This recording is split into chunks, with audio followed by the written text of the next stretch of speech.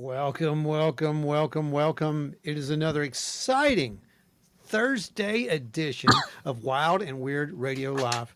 Joseph, so I'm on good the that you, desk, man. I see that. You made it. You made it in. That's We good. got Deuster in the house. James Dewey, Dewey, Boggs. Dewey. James Let's Boggs. go. By the Call them way, out. I'm bringing you a couple extra goodies because my postman returned your item to me today. I don't know if it's an issue on my end or an issue on yours because I mailed that thing out I think 2 weeks ago.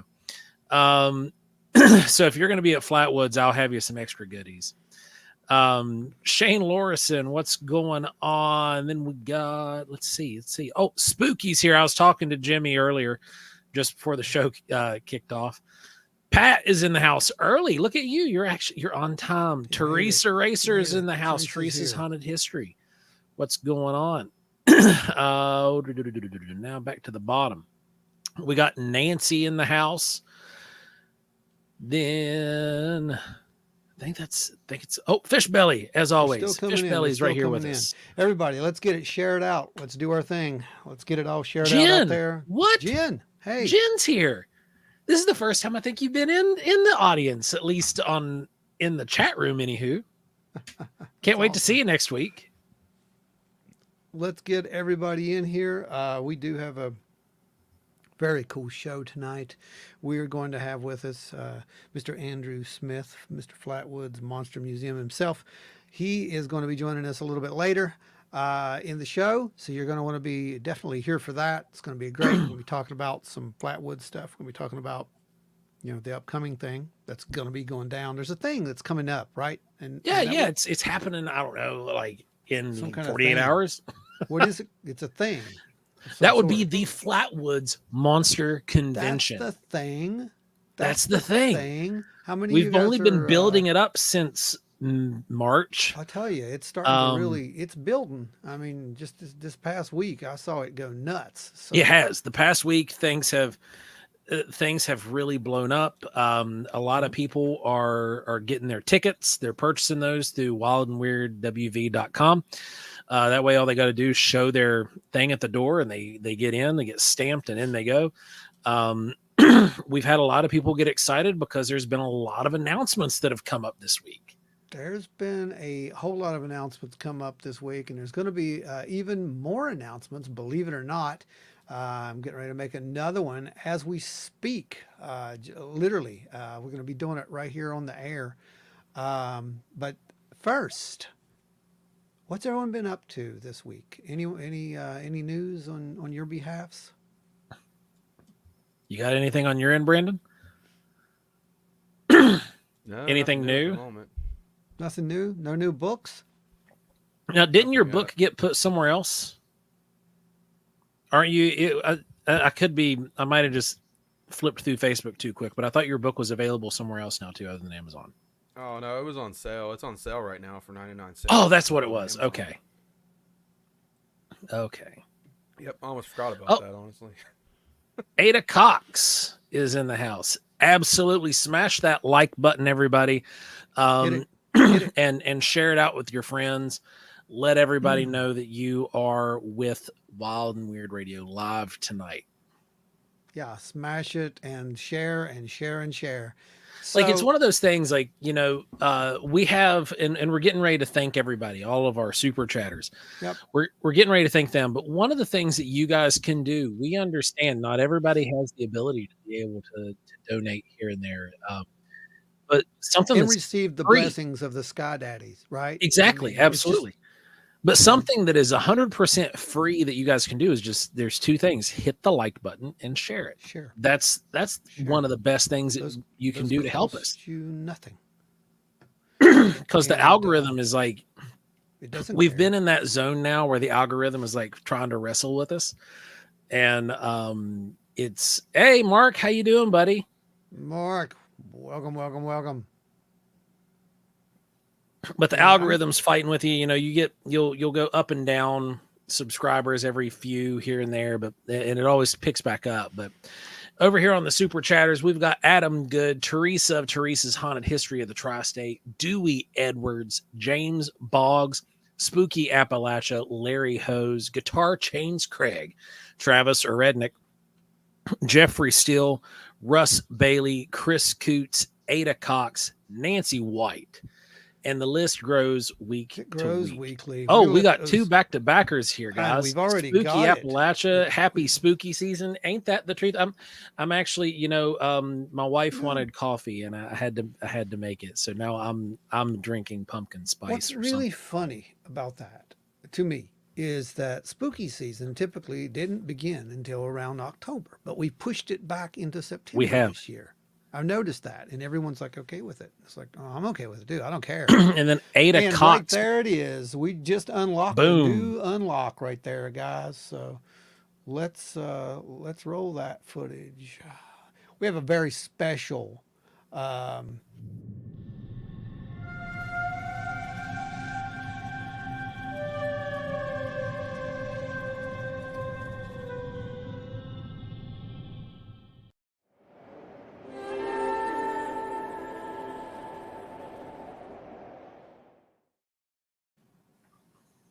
There it is, folks. yeah. I mean, what do you say to that? I mean, that's what it is. I mean, you earned that. Took a while to make, but you earned it. And Nancy White right back behind her, guys. Right behind her. You all are.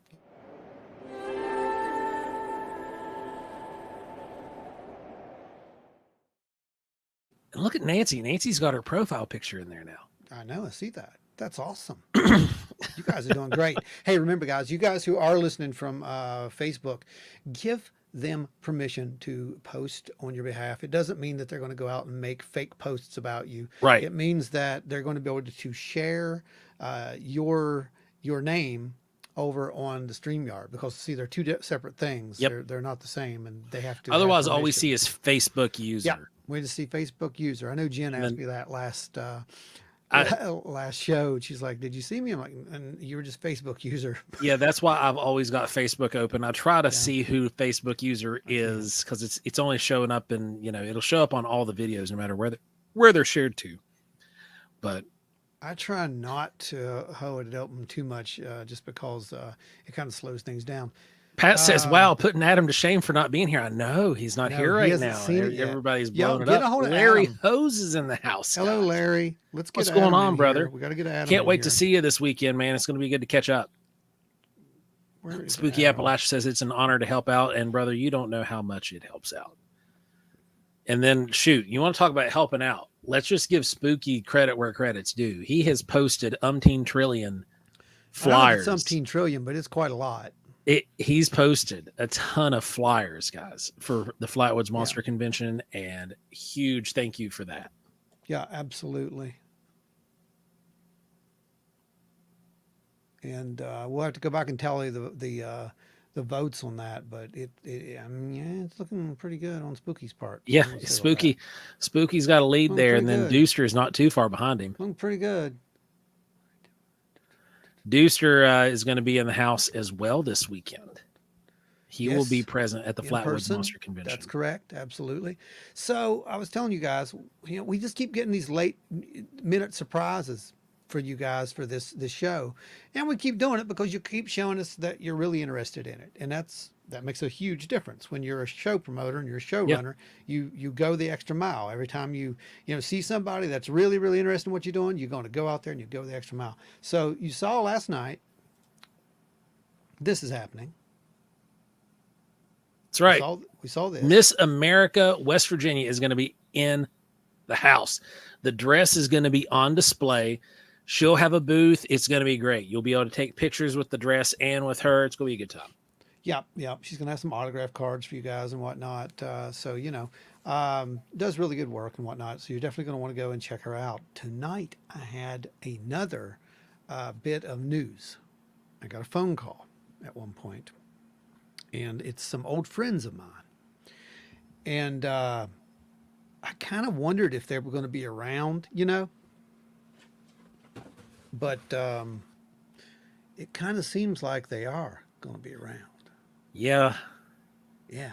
that's right, boys and girls. We have the Men in Black showing up at the Flatwoods Monster Convention.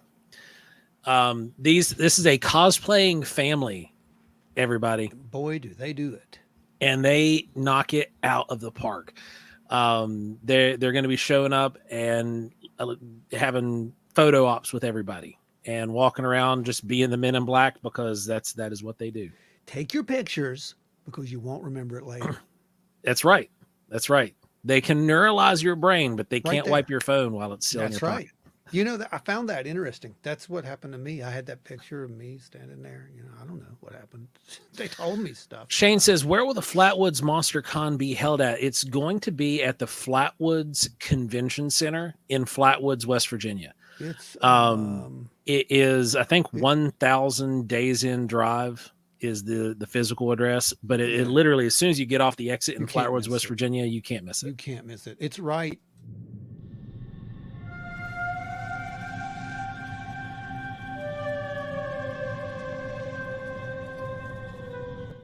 That big building. That's the view from the interstate. That's literally the view from the interstate. I took that picture as we were driving by because I wanted to make the Flatwoods Monster come out of a cloud that was overhead, and I think I succeeded in that. Spooky says, "Oh yeah, the Ghostbusters. Yep. They might. Them. I'm curious. You never know. They might bust out the proton packs while they're there. You just never know with them. You never know with those guys. So, yeah. So the venue we told you where the venue was. There, it's the Days In Conference Center. Thanks, Teresa. Days In Conference, and there are still a few rooms left open there. By the way, we opened up the room block of rooms that we had reserved a couple weeks back, and that did open up some rooms because it was sold out for a while. There's some limited rooms left. I don't know if those rooms are still available today, but I know as of like last Friday, there were still a handful of rooms left. Yeah, you'd have to check with them on that. So while we wait on our special guest to show, but will the MIB be answering questions? I doubt it.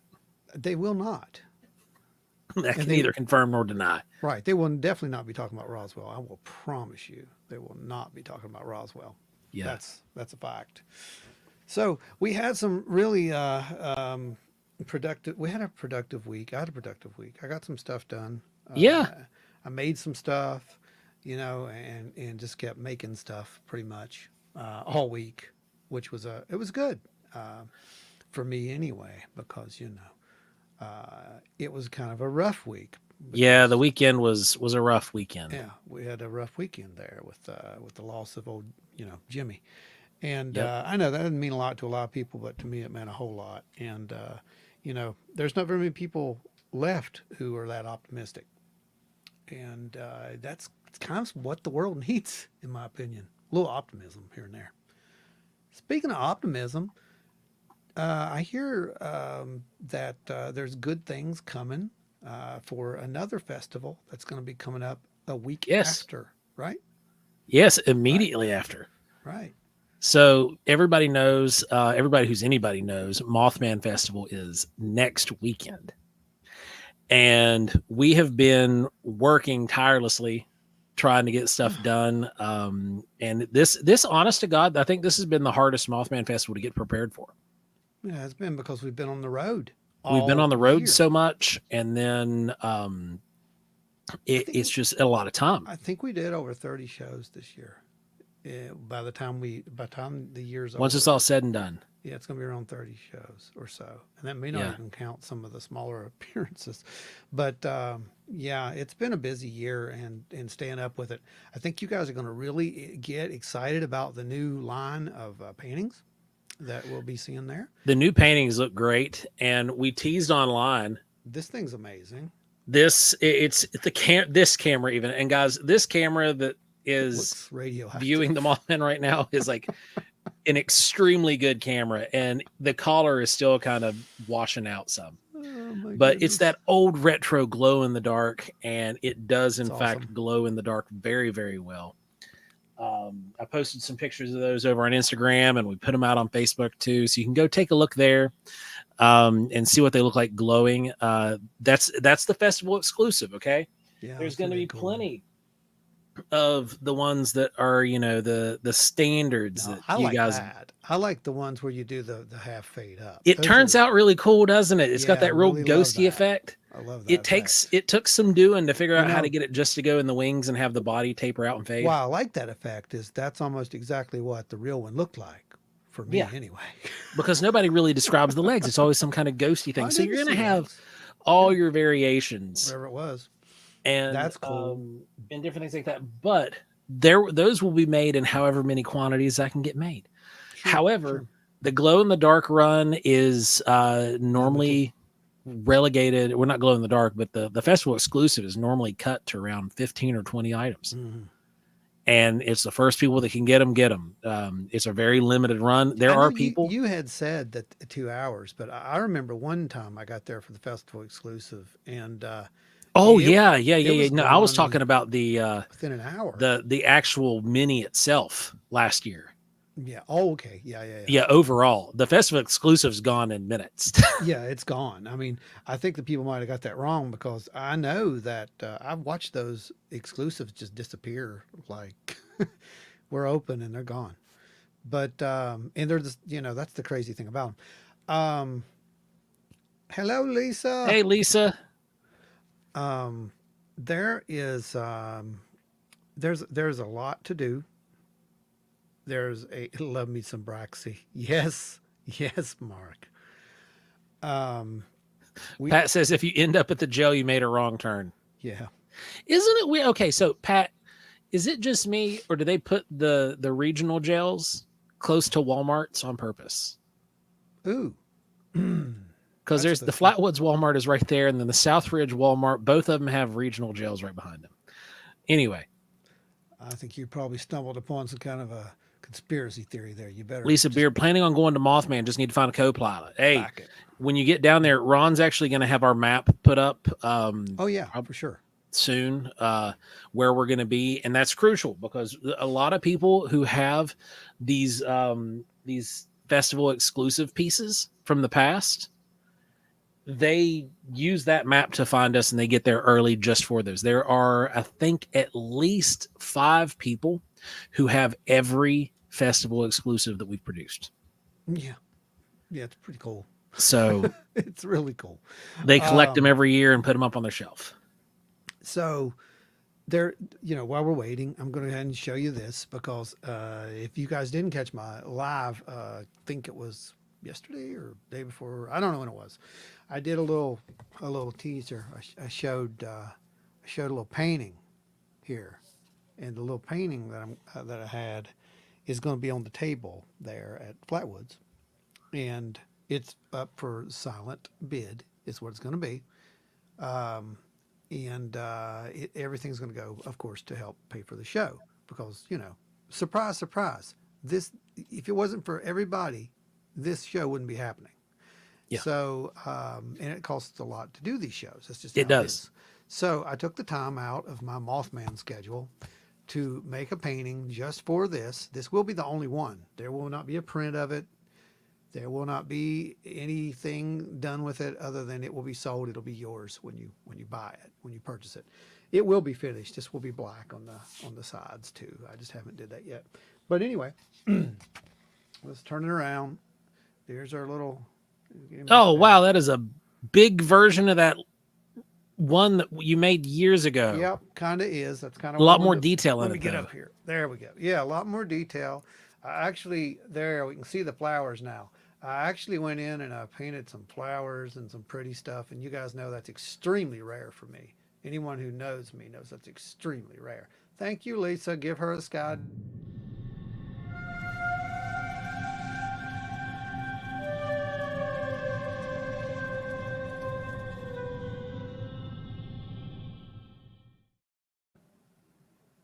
One more. Huh? One more. She's got to have the real one. Oh, got to bring the real one in.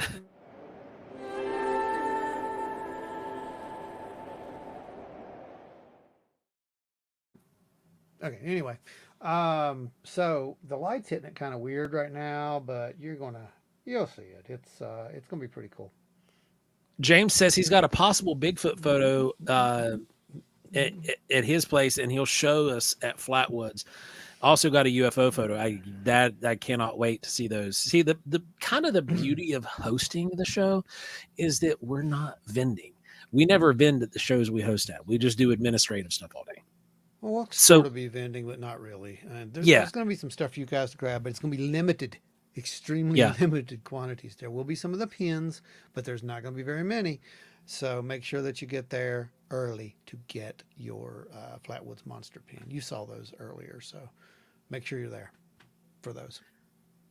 So with that, the it's nice because we have the ability to talk and hang out a little bit more at these in between sessions and stuff.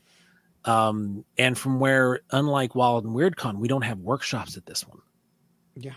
So we don't have to run around like I got to be over here. I got to be over here at this time. And you got to be over here at this time. We're actually going to be able to hang out with people, and that's going to be pretty exciting.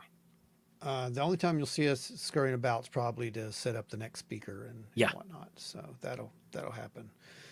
Well, you all know why we're going to be.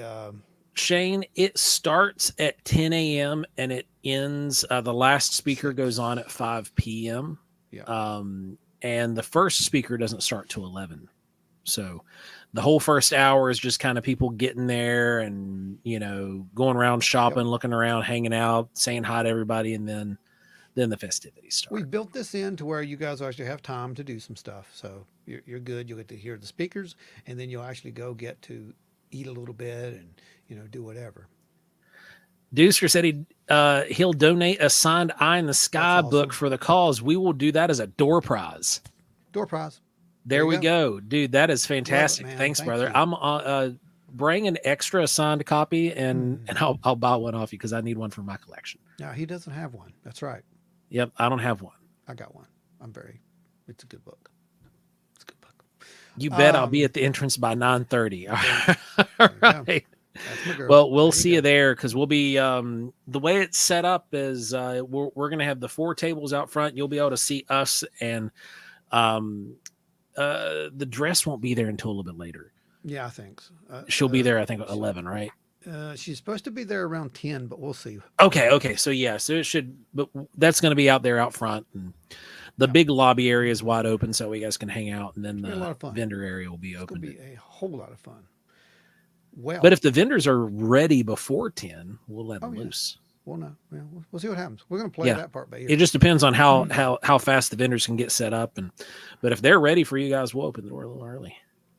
What this is all about, for those who don't know, is it's about the Flatwoods Monster, and you guys know the Flatwoods Monster, most of you anyway, from what it actually is. If there's one person here, I'm going to just be quiet now. I want you to answer the question. If you do not know what the Flatwoods Monster is, chime in right now. Okay? Yeah. We'll wait for you. I'm going to wait. So Spooky says, is Joe going to wear his Spooky Appalachia shirt? If Ron can find it, yes. I found it and I lost it again.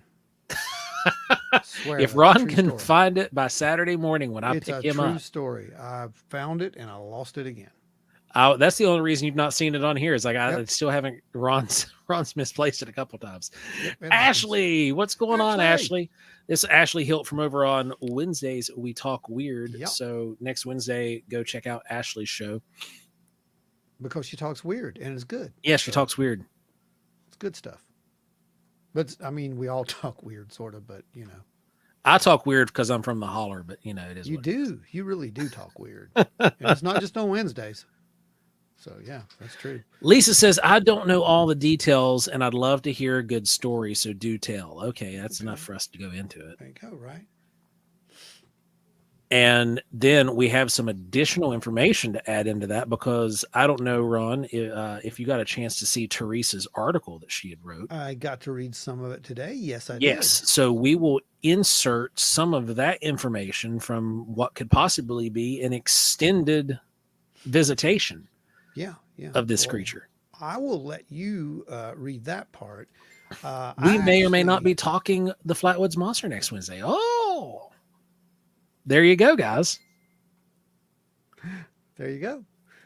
I'm actually going to just, because we did one a while back, or I did one a while back. It was for our blog, and it says everything you need to know pretty much. This was back in 2020. I was actually writing some little articles for our blog.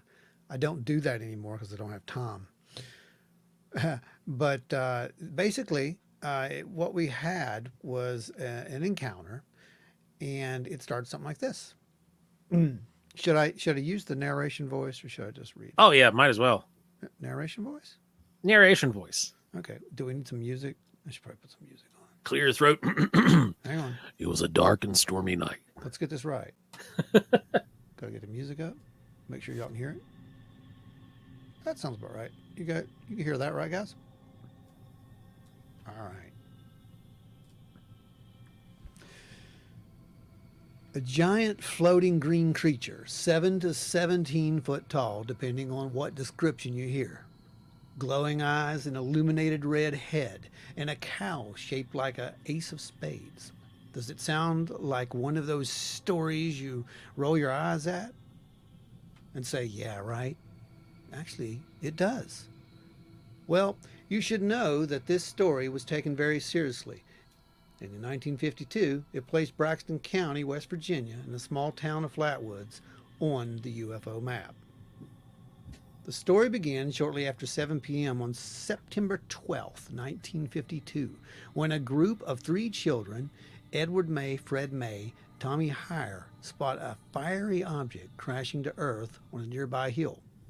Now, the boys, thinking it was just a meteorite, decide to go investigate. The May boys drop by their home to tell their mother, Kathleen. Along with Eugene Lemon, a National Guardsman, and 2 other children, Neil Nunley, Ronnie Shaver, and one of the boys' dogs, some claim it was a neighborhood dog, decide to go in search of this fiery visitor. They arrive on the Fisher farm where the object had descended. Allegedly, the dog went ahead of them and came running back toward them. Lemon reported seeing a red pulsing light at the top of the hill, and pointing his flashlight in that direction revealed what he said looked like a tall humanoid form with a round red face surrounded by a pointy hood-like shape. The shape has since been integrated into the creatures by pop art and is now looked at mostly as a cow. The creature was said to have been 10 feet tall, dark green or black body with eyes that emitted a greenish orange light. Lemon claims he dropped the light as the creature began to hiss and spew out what some have called a noxious mist as it moved toward them. Now, this sent the group scurrying down the hill and back to the house to report the incident to the police. Joe, I'm going to stop right here for just a second because we hear this report the incident to the police again. We've heard this in multiple occasions of these people, right? Yep. And we heard it from Hopkinsville. We heard it at the Mothman incident itself. Yep. And we always say the same thing. If you're making up something, why in the world would you go report it to the police? It just doesn't make sense. It doesn't make sense. Like you normally wouldn't go to the police, especially for something like this, because you got to remember when the era was that this took place. This is right after the end of the Second World War. And everything is in this hyper serious state, right? There's joking is going to be at a minimum with this kind of stuff because you got to remember fireballs coming from the sky. I'm pretty sure we had just released that on Japan.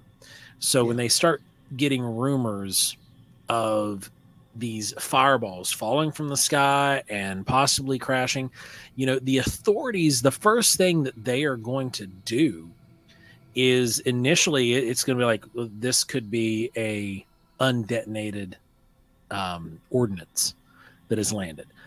And especially when it comes to kids or people who may or may not have, not necessarily had a reputation or anything, but if they're of a certain posterious nature within the community, they're not going to go out and make claims to the authorities of this kind of nature because it will sully their public view, Absolutely. And because of that, people aren't just going to go out and rush to the authorities unless there is a real urgent need. If there is something that is, it's so mind breaking that they're like, I have to go take this to the police. I have to go and report this to the authorities. Mm-hmm. And because of this, that's one reason that we take so many of these other stories seriously. Mm-hmm. Yeah. Because of the detriment that it could cause by taking something like this to the authorities. Well, local law enforcement did arrive on the scene, and as they were already in the area looking for, conveniently, a downed aircraft, which had been reported shortly before the sighting, they reportedly saw nothing and smelled nothing. The next day, though, the area would be investigated again, and this time by a local reporter who found what he said were skid marks, or what some interpreted as tracks, as well as an odd gummy substance, oily gummy substance. Well, the story was carried countrywide and was taken seriously by UFO researcher groups of the day. Skeptics claimed the object that the boys had seen was just a meteor, and the creature was nothing more than a common owl. The lights were just aircraft warning lights on a tower. But however, this is all hard to imagine that a National Guardsman could not easily identify this if that were the case. Wouldn't you agree with that a bit, Joe? Yeah. Regardless of what branch in the National Guard you are, you're pretty well familiarized, especially at a time of war, familiarized with what is going on around you. You're familiarized with what could be out there in the skies around you, what kind of different, I guess you would call structures, aircraft that you would see. You would know what they were. Mm-hmm. Mm-hmm. Yeah. And, you had mentioned earlier unexploded ordnances and whatnot. It's important to understand that the Japanese balloon bombs were taken very seriously.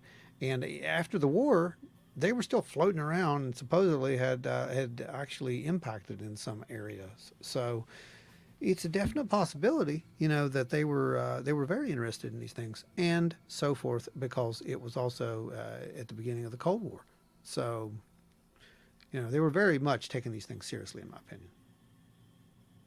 And allegedly, uh, that's why some of the people were called in to actually investigate this, right? Yep. Because they were actually investigated. This was actually investigated. That's a fact at this point. Yep. It is a one of the first cases that Blue Book officially went out and did work on. Not the first, but one of the first. Yeah. Well, I don't know which one it was or what have you. I just know that they actually did it. Yeah. And, for years, I always thought it was just a really cool story, until we actually met someone who said, yeah, they knew someone who was actually out there looking for, that thing is what they called it to Yeah. us. So, yeah, they were actually out there looking for this thing. And that tells me it wasn't just an aircraft, because she didn't say they were out there looking for an aircraft or a crashed Right. aircraft. She said they were out there looking for that thing. So, yeah, in my opinion, there was definitely something a little more going on out there. Absolutely. This case was definitely not an owl, in my opinion. No. It was definitely not a foreign aircraft, especially when you hear Freddie May's account. And Freddie May's account was that of he described what looked more like a rocket, Yeah, that's right. more mechanical. Exactly. Exactly. And, you're talking about Freddie there for a second. I just want to touch on this real quick. We are wanting to do just a little bit of a remembrance of Freddie there at the event. Yep. I don't think anyone, Freddie himself, I don't think he even had a clue how important he was to this legend. Yet he didn't really talk much about it. And that was mostly done because of just the ridicule over the years. And this is why we talk about all the time. We don't allow that in our group at all, because you need to be able to tell these things. And here's a good example of this, Joe. when Grush came out and he said what he had to say. He went before Congress. He made history. And what was the first thing that happened to him? Immediately, Right they came out and they started attacking his character. They started attacking his character. They started attacking his PTSD. Mm-hmm. That's pretty low. I don't know if you noticed lately, though. Remember when they were doing that, they were also showing the pictures in the most absolute unflattering ways as possible. That has changed since that little article and the backlash that this guy received for literally making fun of someone who has PTSD, which is, to me, like we said, that's insane. But that is the kind of mentality that you're dealing with this stuff. So it's not uncommon for people who have these experiences just to shut up and not say a word. And that's what Freddie did, in my opinion. Yet he obviously had an interest in it. Yeah. So that being said, you want to go ahead? Our special guest has arrived. Yep. Beam him in. All right, everybody, allow us to introduce to you the director, curator, pontificator, master extraordinaire of the Flatwoods Monster Museum, Andrew Smith, is in the house. Hello. Everybody. What's going on, brother? Master Andrew. Going good. Is my audio okay? Oh, yeah, you sound great. Sounds great. Perfect. I was afraid that since I didn't have headphones on that the audio would coming through would feedback, but if we're good, that's great. You're great. Yeah. Yeah, you sound good, man. I don't hear any echo either. Good. So yeah, sorry. And if an echo does start, just turn the audio down a hair and it'll fix it. I think audio what is it? Echo cancellation is the one. So you're good. Okay. So I'm sorry that I'm. Hold on. Somebody asked. They're Today's confused on the day of the event. Is it Friday or on Saturday? Saturday is the day of the conference, guys. Yes, so 9th. Be there Saturday the 9th. If you're coming, Saturday the 9th. All right, Andrew, take it away, brother. Oh, no, I was just saying that sorry that I'm late. Today was an interesting day, not for work or conference reasons or anything like that. It was personal, but so I'll be big enough to admit that I forgot. But luckily I got back in time to jump on. It's all good, man. It's all good. You're good, man. So catch me up. What are we talking about? Okay. What do I need to be talking about?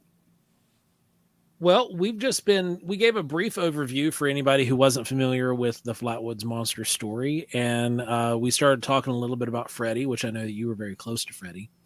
Mm-hmm. And we had told everybody that when they do show up, you'll see a small memorial set up to Freddie, because his value to this community needs to be recognized. His value to the story needs to be recognized, because if it wasn't for their family, it wouldn't be what it is.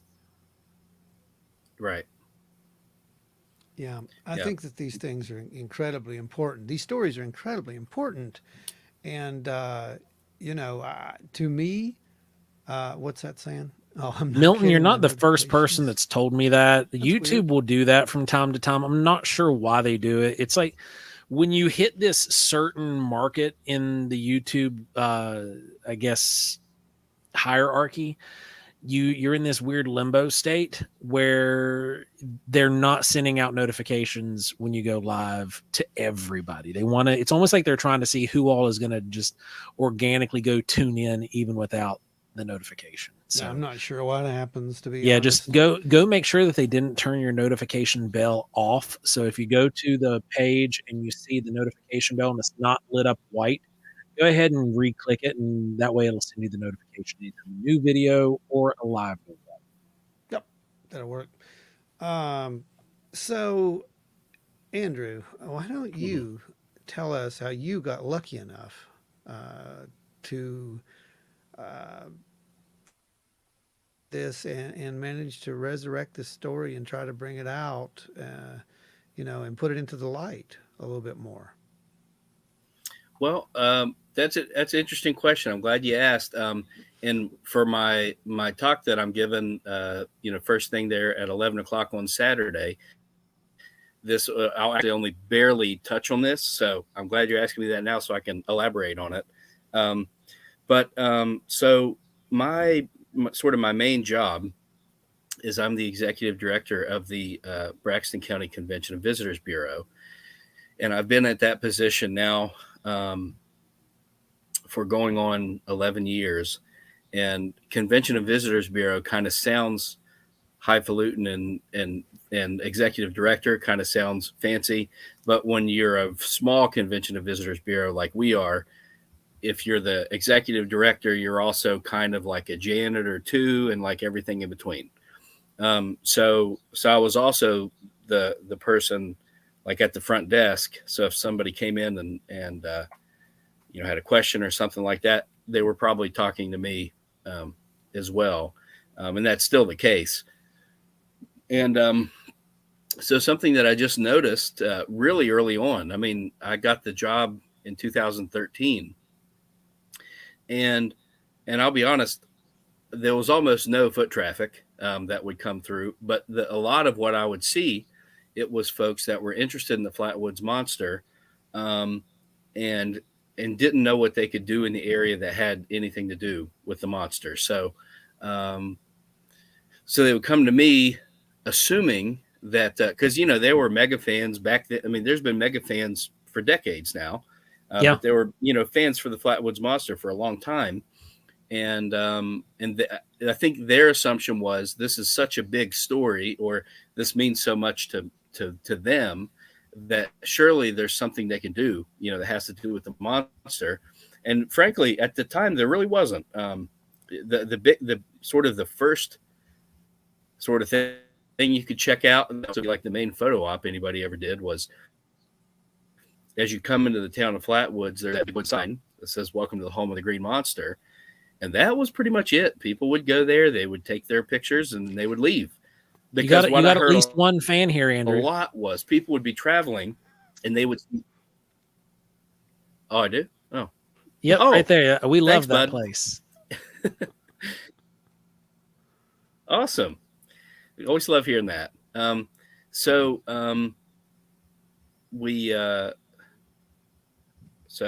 see. What was I? Can't remember. I got distracted by the adoration. The sign was literally all. So like people were interested in. Yeah. So yeah, right. So people would come in and they would check that out, but like I said, they would think there would have to be something else dedicated to it. So that got me thinking that we needed as an organization more. My screen's acting funny, so I hope you can hear me still good. I'll just talk, and then if at any point you need to stop me, you just stop me. So it was something that I would bring to my board of directors a lot, like this interest in the Flatwoods Monster, and kind of slowly we just started integrating it into different things that we did. And one of the first things was the Flatwoods Monster chairs that are all over the county. That was one of our projects as a way to try to develop, things in the area that had to do with the Flatwoods Monster. So they were those, and then I developed a small collection of stuff at our old office that was Flatwoods Monster related, and I called it a mini museum at the time.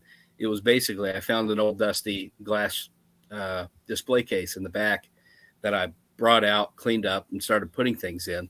But before you know it, just having that display, it just started acting as a magnet, and all this stuff just started coming to it.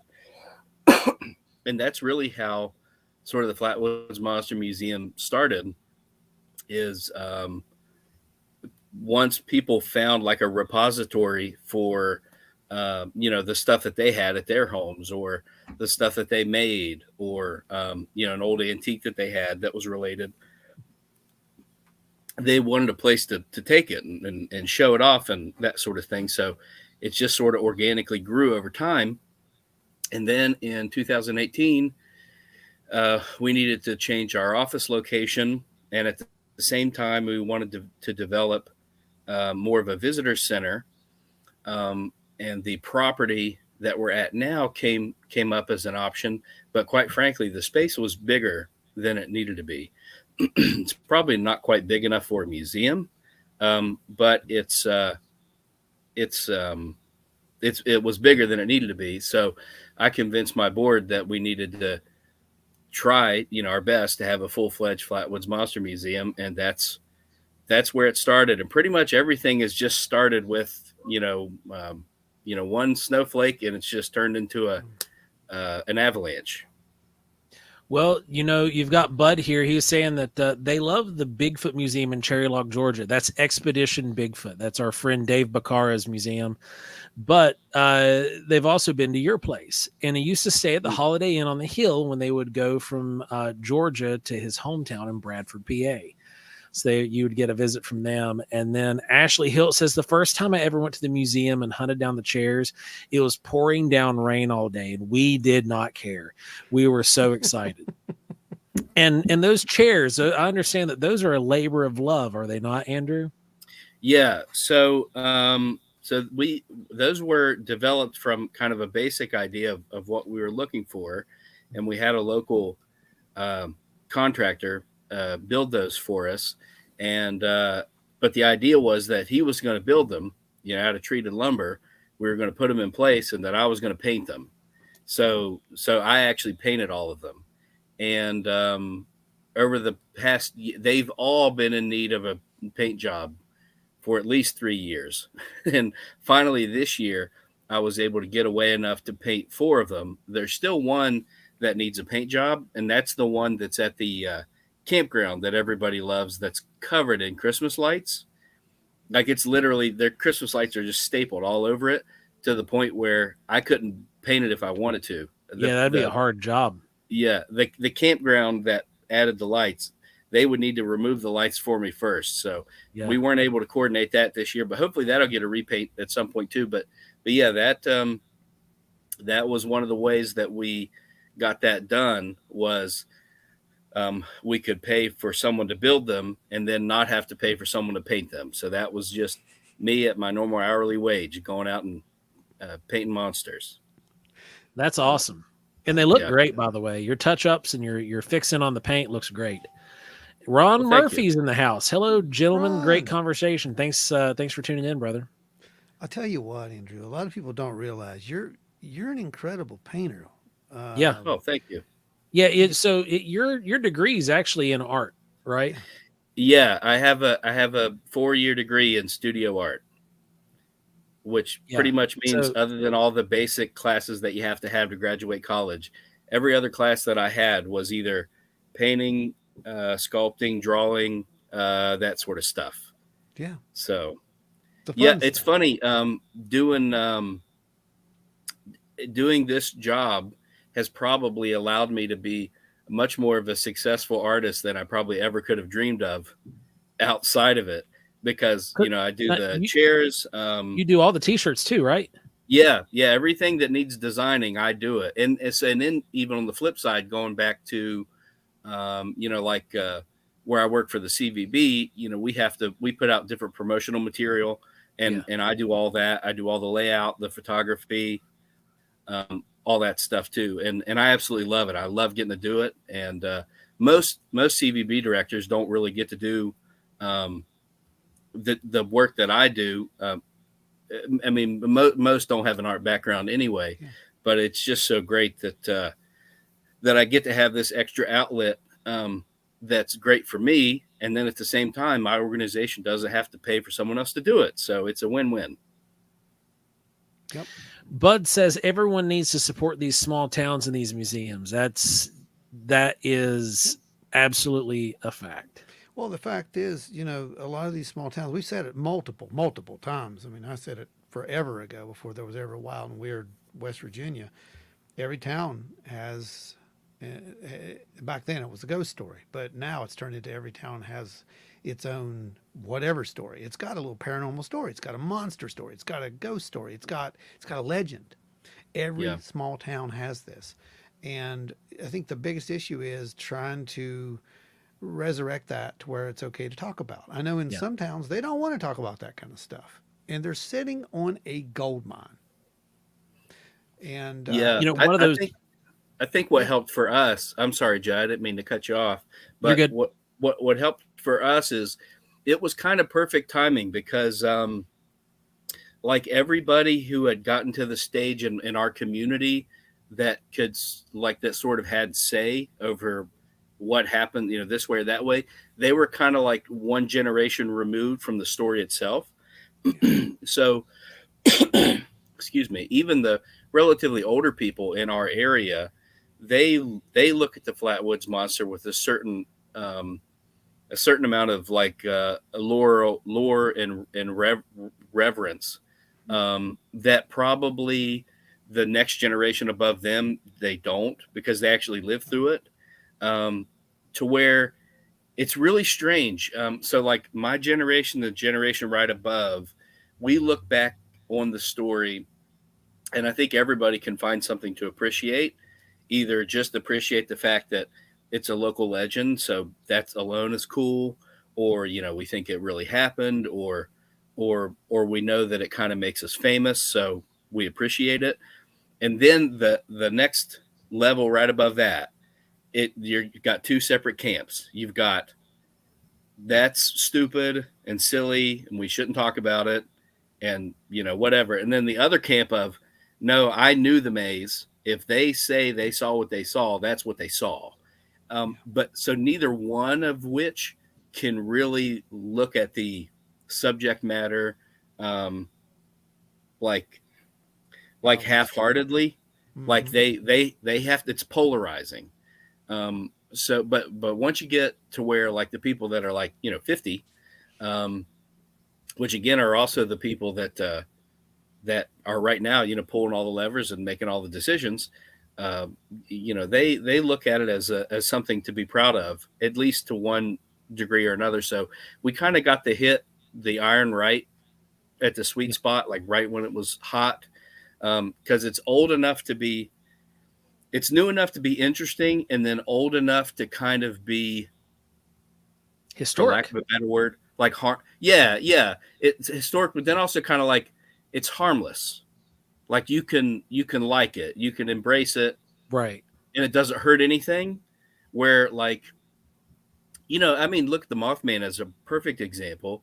I feel like Mothman is really just only in the last couple decades gotten to the point where it could be seen as harmless. I mean, just for the sheer fact that, you know, with the Silver Bridge collapse, you had so many people actually die that before too much longer before that, you bring it up, you might, you know, if you're talking to somebody, you may be talking to somebody that likely had a personal connection with that Yeah. event, and then all of a sudden it can't just be something that's, it's not just fun. It's, you know, there's something wrapped up in it that's more than just having a good time.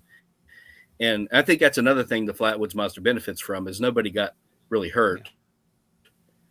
No, Right. Which Right. yeah, There it wasn't wasn't any kind of tragic high. loss accompanying I'm sorry, my computer's the story. right, You know, right. there wasn't any kind of stigma around it either, other than the fact that, you know, aliens. Exactly, exactly. So, I mean, I just think we, you know, we were lucky. I was lucky. You know, I was lucky to be at the right place at the right time. I was lucky to have board members that were open at the right time. I was lucky to have a community that was open at the right time, and interest was at the same time. So, um, you know, it was kind of a perfect storm. So, and So so the reason why I say that, I don't say that, I say that because I get a lot of credit. People give me personally a lot of credit, but really there was a whole, that would be like if you have a big math equation and there's a number five and you give the number five all the credit. There's a big equation that helps you get to the product. So I'm just a number five in a equation doing my job. That's it. It's a good way to put well, it, man. for that we thank you, number 5. Well, thank you. From now on, that's your That's what I'm name. going to call you from now on, is number 5. Number 5. So Okay. Smokey had a question here and said that he heard the dog died right after. Is that true? According to Freddie May, that's a big negative. Right. Yep. That dog Yeah, died according- of old. Yep. That's what he said. He said that dog was their family dog, and its name was Ricky. Yep. I don't think that was put into the record until Freddie set that straight. He said, but that dog lived just as long as you would ever expect any dog to live. Yeah. So- Yeah. Fortunately, nothing tragic happened to the dog. It just died of old. Yeah. You know, it lived out its lifespan and expired like a jug of milk, you know? Yeah. And I think the origin of that, I think, comes from Ivan T. Sanderson. It does. So my theory has always just been that makes the story that much more interesting. So he tacked it on. Right. It But who does. knows? It gives, at the time, you know, they had the smell of the sulfuric gas. There was the mentioning of it being visible and them seeing it. And then the dog notices it, runs away, and, you know, Well, my whole then thing it about subsequently dies from some kind of poison exposure. Right. my whole thing about the Flatwoods Monster is Essentially, yes. so the whole thing is pretty much at this point been defined by pop culture. Yeah. It's run away at this point. It's not a Yeah. bad. It's kind of a good and bad thing, I guess. But you know, everyone thinks they know what it looks like. Of course, you know the paintings that we do and all that. Even I do it, but that's Right. not what it looked like, right, Andrew? I'll be honest with you, I'm kind of the wrong person to ask. And the reason why is, like I was talking about before, we're far enough away from when the incident took place that you can have a lot of different relationships with the Flatwoods Monster if you want to. And I'll be honest with you, mine is one that is of a, 50s sci-fi, horror fan flick kind of thing. And I have to tell you, I am absolutely attached to and in love with the original depiction that was of that drawing. I just love it. And you're probably right. According to Freddie, that's not what he saw, that he saw something more metallic. And as far as he knew, it may not have even been anything alive. Right. But boy, do I want it to be a scary monster in a dress with claws and like a scary forehead, like that's what I want. It's probably not what it looked like. I don't know that. I mean, what was the See you later, one- bud. What was the one that? Who was it? Joe. We just did the story that long ago. Contact Day. You know who I'm talking about. Oh, you're talking about the story from Brazil. No, I'm talking about. What's his name? The guy who basically made World Contact Day. I can't think of his name right now. It's escaping me for some reason. I know who you're talking about. I can't think of the name. him. We did the show on it. I know. We've done big- so much since then, a though. big My brain show. is fried. But here's my thing. You know, he said that he actually, when he saw these creatures for what they were, they reminded him of the Flatwoods Monster, and he really did describe them as like a nightmarish kind of thing. Yeah, and his description of it, what he said It he was a creature. viewed was from the drawing. Yeah, and he said it looked like the drawing more than Yep.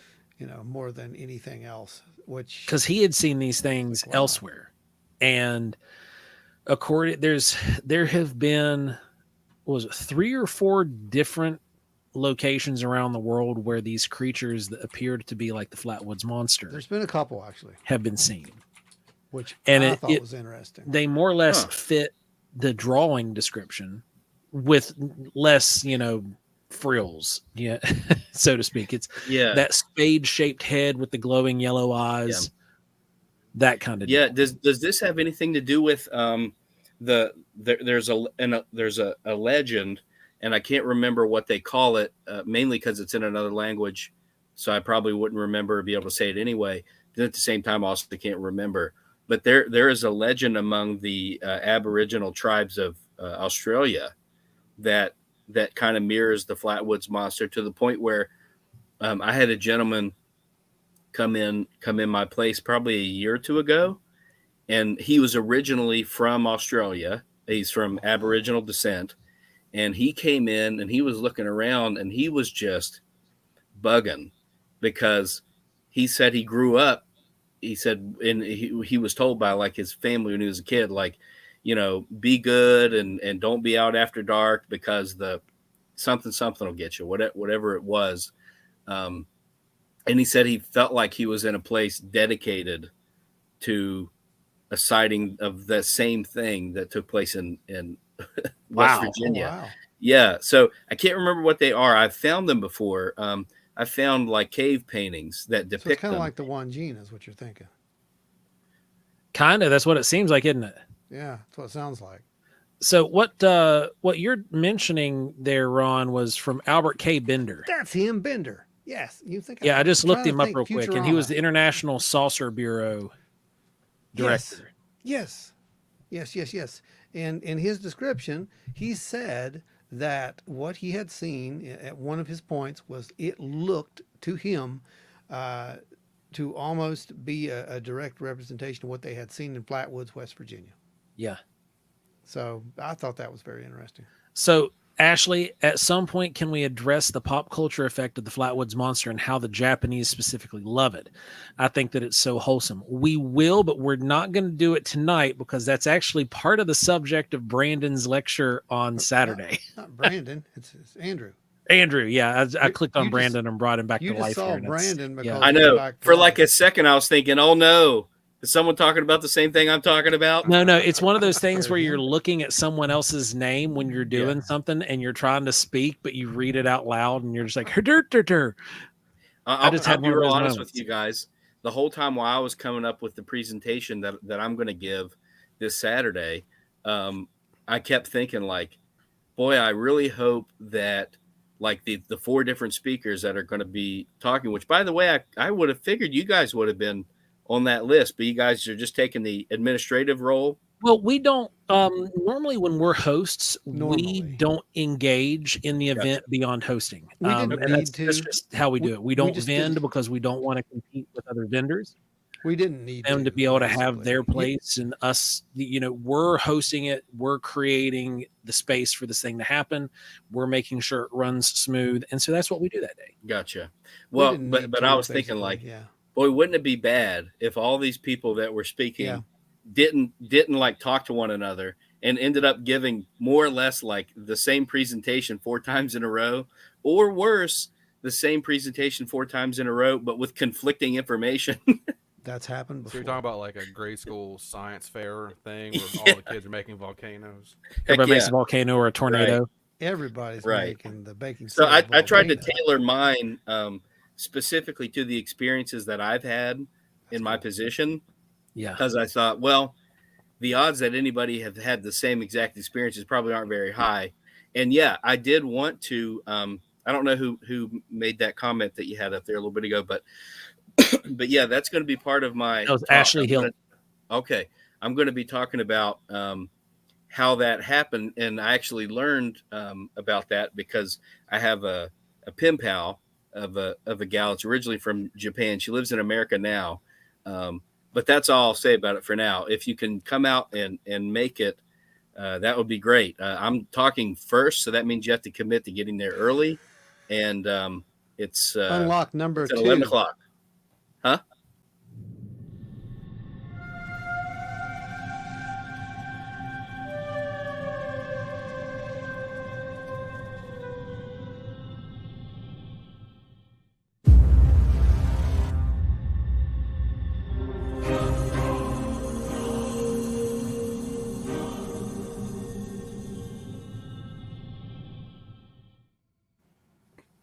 That was awesome.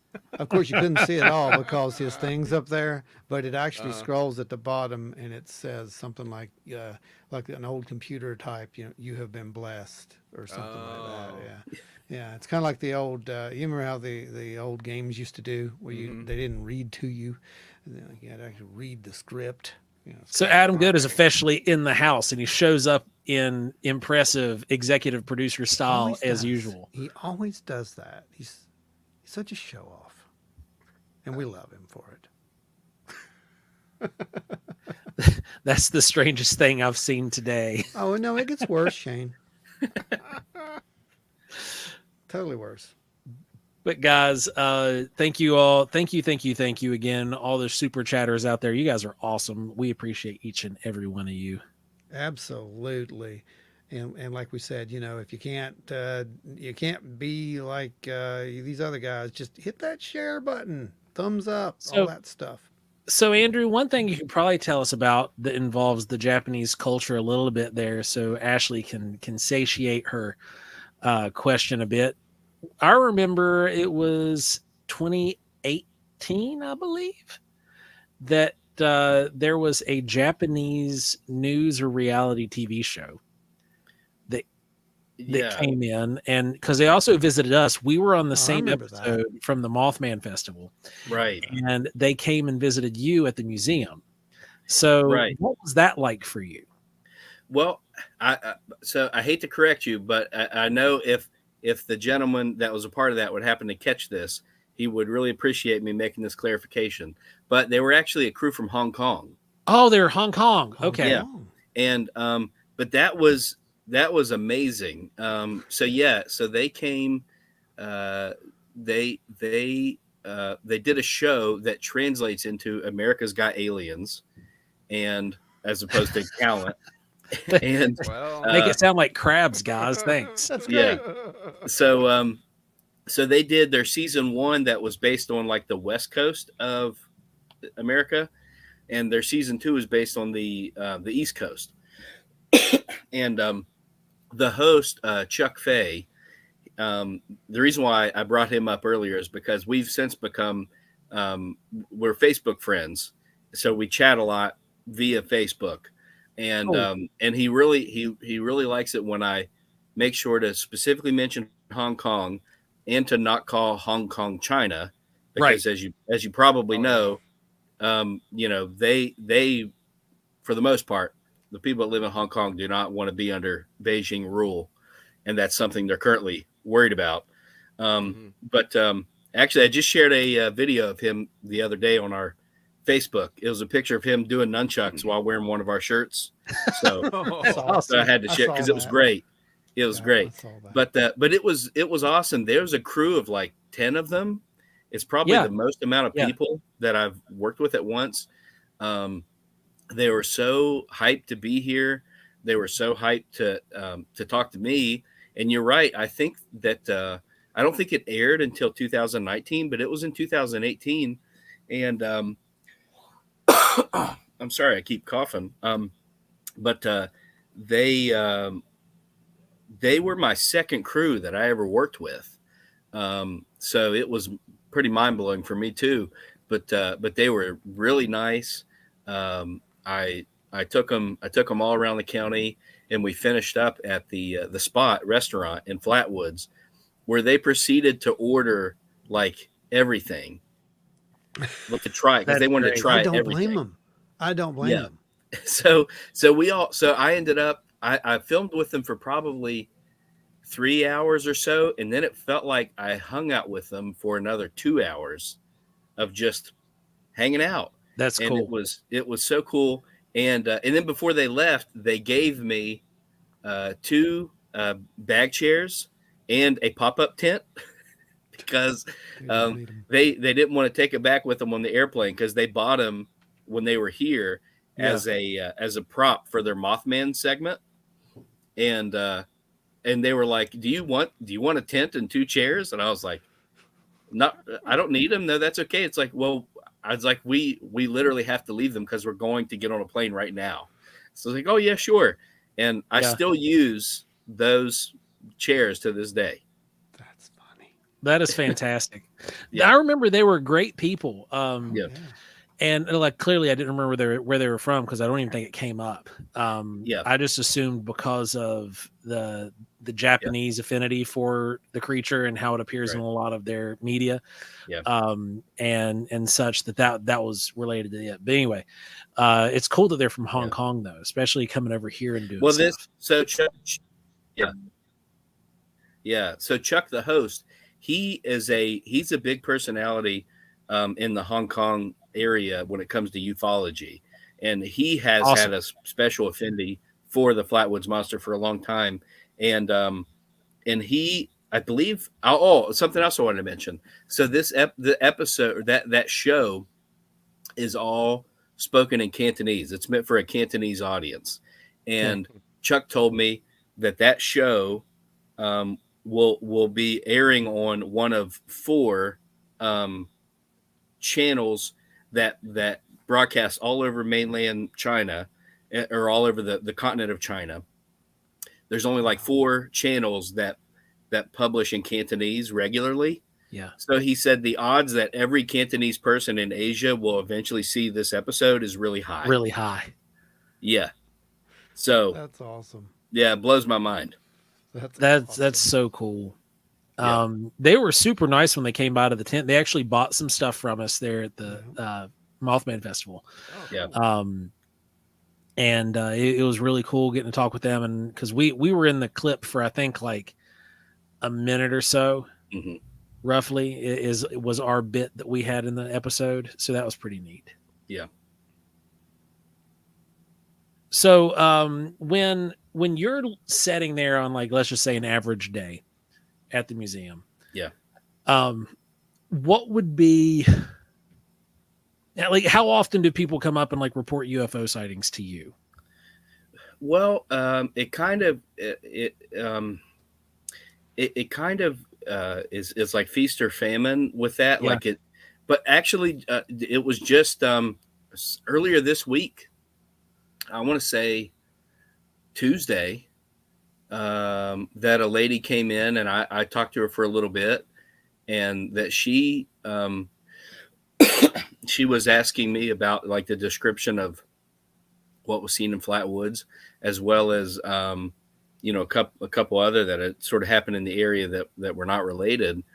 And she was describing a craft that she saw over a lake that they I think they said they vacation by. I think she said in Utah, and she said she was just sitting on the back porch and looking out over the lake and saw 2. She said to her they looked like fireballs, 2 fireballs just like flying through the sky, almost seeming like to chase each other. And then while she watched them for a couple minutes, and then it was like they were turned off, like the lights just went out. Yeah, that's common. And to her, she thought that was really weird. Like she thought, like, I wouldn't think of that as a UFO. And I was like, that's actually incredibly common. Yeah. That story. And that made her feel good. It gave her a lot of relief because she didn't know that. So she was glad to know that what she saw, makes sense, in the grand scheme of things. But it's pretty often. It's pretty often that somebody will come in, and it's usually the most normal people. Usually the more normal they are, the more likely they've actually had some kind of extraordinary experience. So Shane has a question here. Are you going to have anybody down there running the museum this Saturday? Yep. So Now the it's going to museum- be, it's going to be regular time though. So it is going to be 10 to 4. Okay. So I would suggest, so we're going to be open tomorrow from 9 to 5.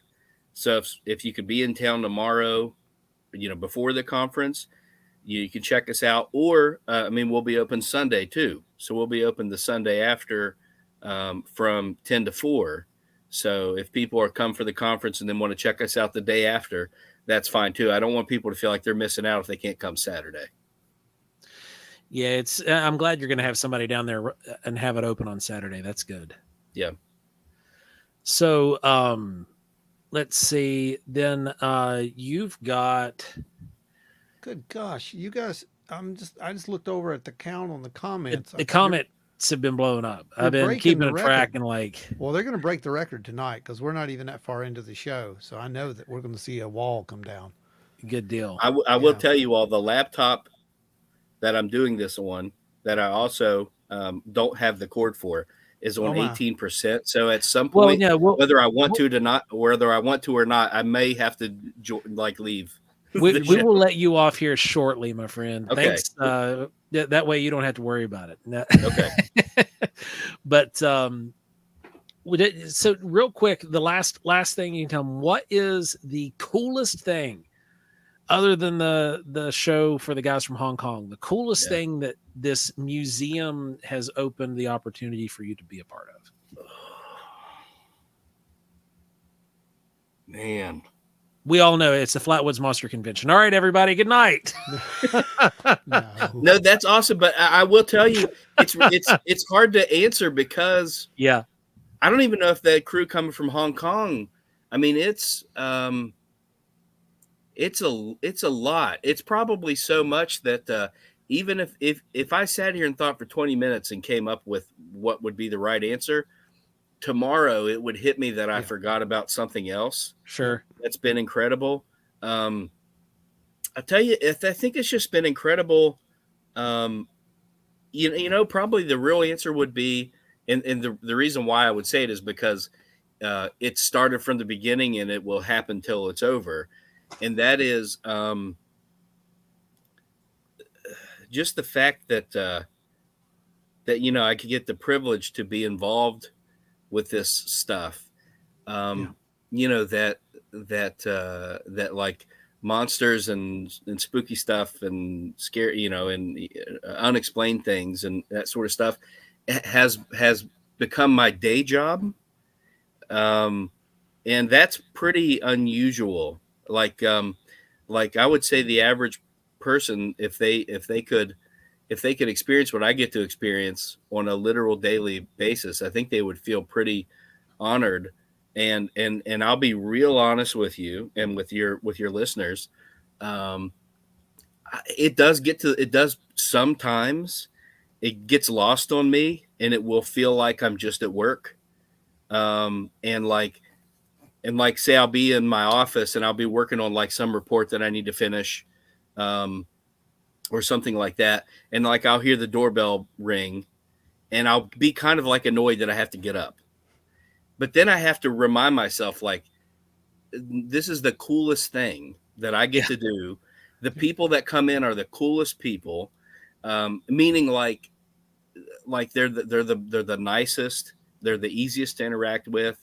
They just are happy that you're there and that you exist. It really is a dream come true gig. That's so good that I get to be so spoiled that sometimes I can forget how amazing it is. So that's probably it. And so as sort of an offshoot, you know, you talked about the convention, the amount of awesome people that I've got to meet, which includes you all, you know, just because I'm at this place that sort of acts as a little bit of a gravity well. I just get to meet so many great people. I get to help people make connections as well, which is really great. Like this one time, so like on our social media, the family of one of the witnesses, Neil Nunley, they started following our Instagram and they started commenting like on all of our posts.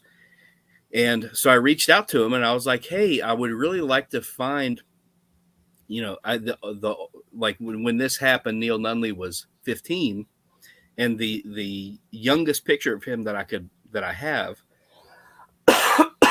is of him when he was 18. So I've been on a quest to try to find young pictures of these kids that actually look good, that you would like to look at. So like not like a Xerox of a Xerox. Well, while talking to this lady, she was like, no, we don't have anything other than like till after he got out of the military. So I was like, oh, well, I've got these pictures of him from his senior year. Oh, that's awesome. Yeah. So like I was trying to get pictures from her, but turns out I was giving them family pictures that they didn't have. Oh, wow. That's so cool. So it's just stuff like that. And I'm not joking you when I tell you that's like a random Tuesday for me. You know, I couldn't ask for a better thing to do. It's incredible. That's fantastic. That is so cool. It's very cool to be able to be a part of local history. Yeah. mean, and it never, we never took it for granted from day one. That's for sure. It's like, it's really cool to be able to do that. And because it's still to this day, we've been on the road now with Wild and Weird since 2017. And to this day, it is still surreal when we're out of state somewhere. It's more surreal now. Yeah, it does. It's gotten worse, I think. You're right. Yeah. When people come up, because, before it was like, oh, hey, you're those guys from blah, blah, blah, blah. But now when we go places, it's like people are seeking us out. Yeah. It's weird. Yeah. We've had some guests that have traveled in from Germany. Wow. To see us and hang out with us at events. Yeah. And that is just, it's the weirdest bizarre. one for me was Hocking Hills. It blows my mind. When we got off the elevator and people were just like grabbing us for photos. That was weird. Oh yeah. In Hocking Hills. That was weird. Yeah. Like as soon as we get off the elevator, like, oh, there they are. And they're like grabbing us, pulling us in. And we're like, okay. Yeah. That's awesome. I will tell you, it's still unnerving to me when people walk in and they just know my name. Yeah. It's weird. I mean, and I genuinely find it, I mean, if they're smiling, which they almost always are, I mean, it's good. It's good. I get a good vibe, but it freaks me out. Like when people walk in and are like, oh, hey, Andrew. And I'm like, well, I don't know you. Yeah. So it's this is. I read Death Note. I know what that means. Yeah. No, I'm kidding.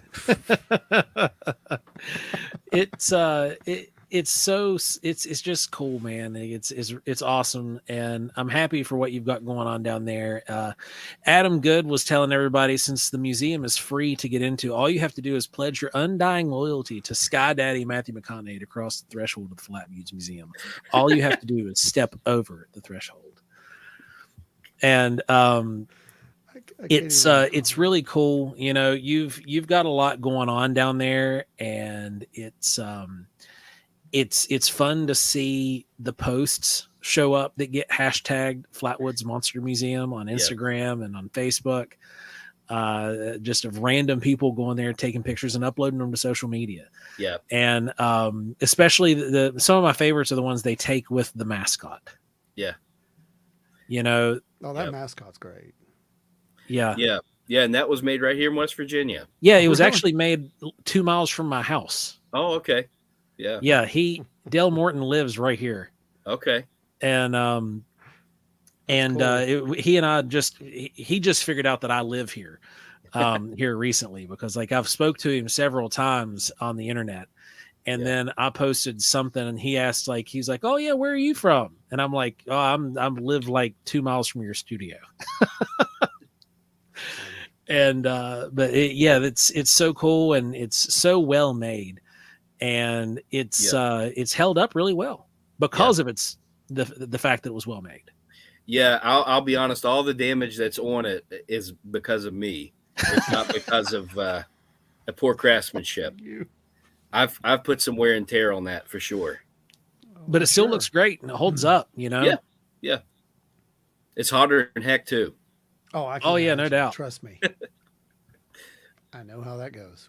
So Chris Coots has joined the show. Hey, Chris. man, thanks for jumping in. And we also got Bigfoot, Littlefoot floating around here somewhere. I'm trying to find the comment. Bigfoot, Littlefoot's here. I know they're here for sure.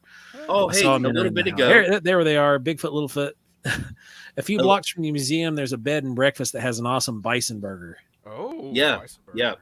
Go ahead. Yeah, Andrew. that's the Elk River Hotel and Cafe.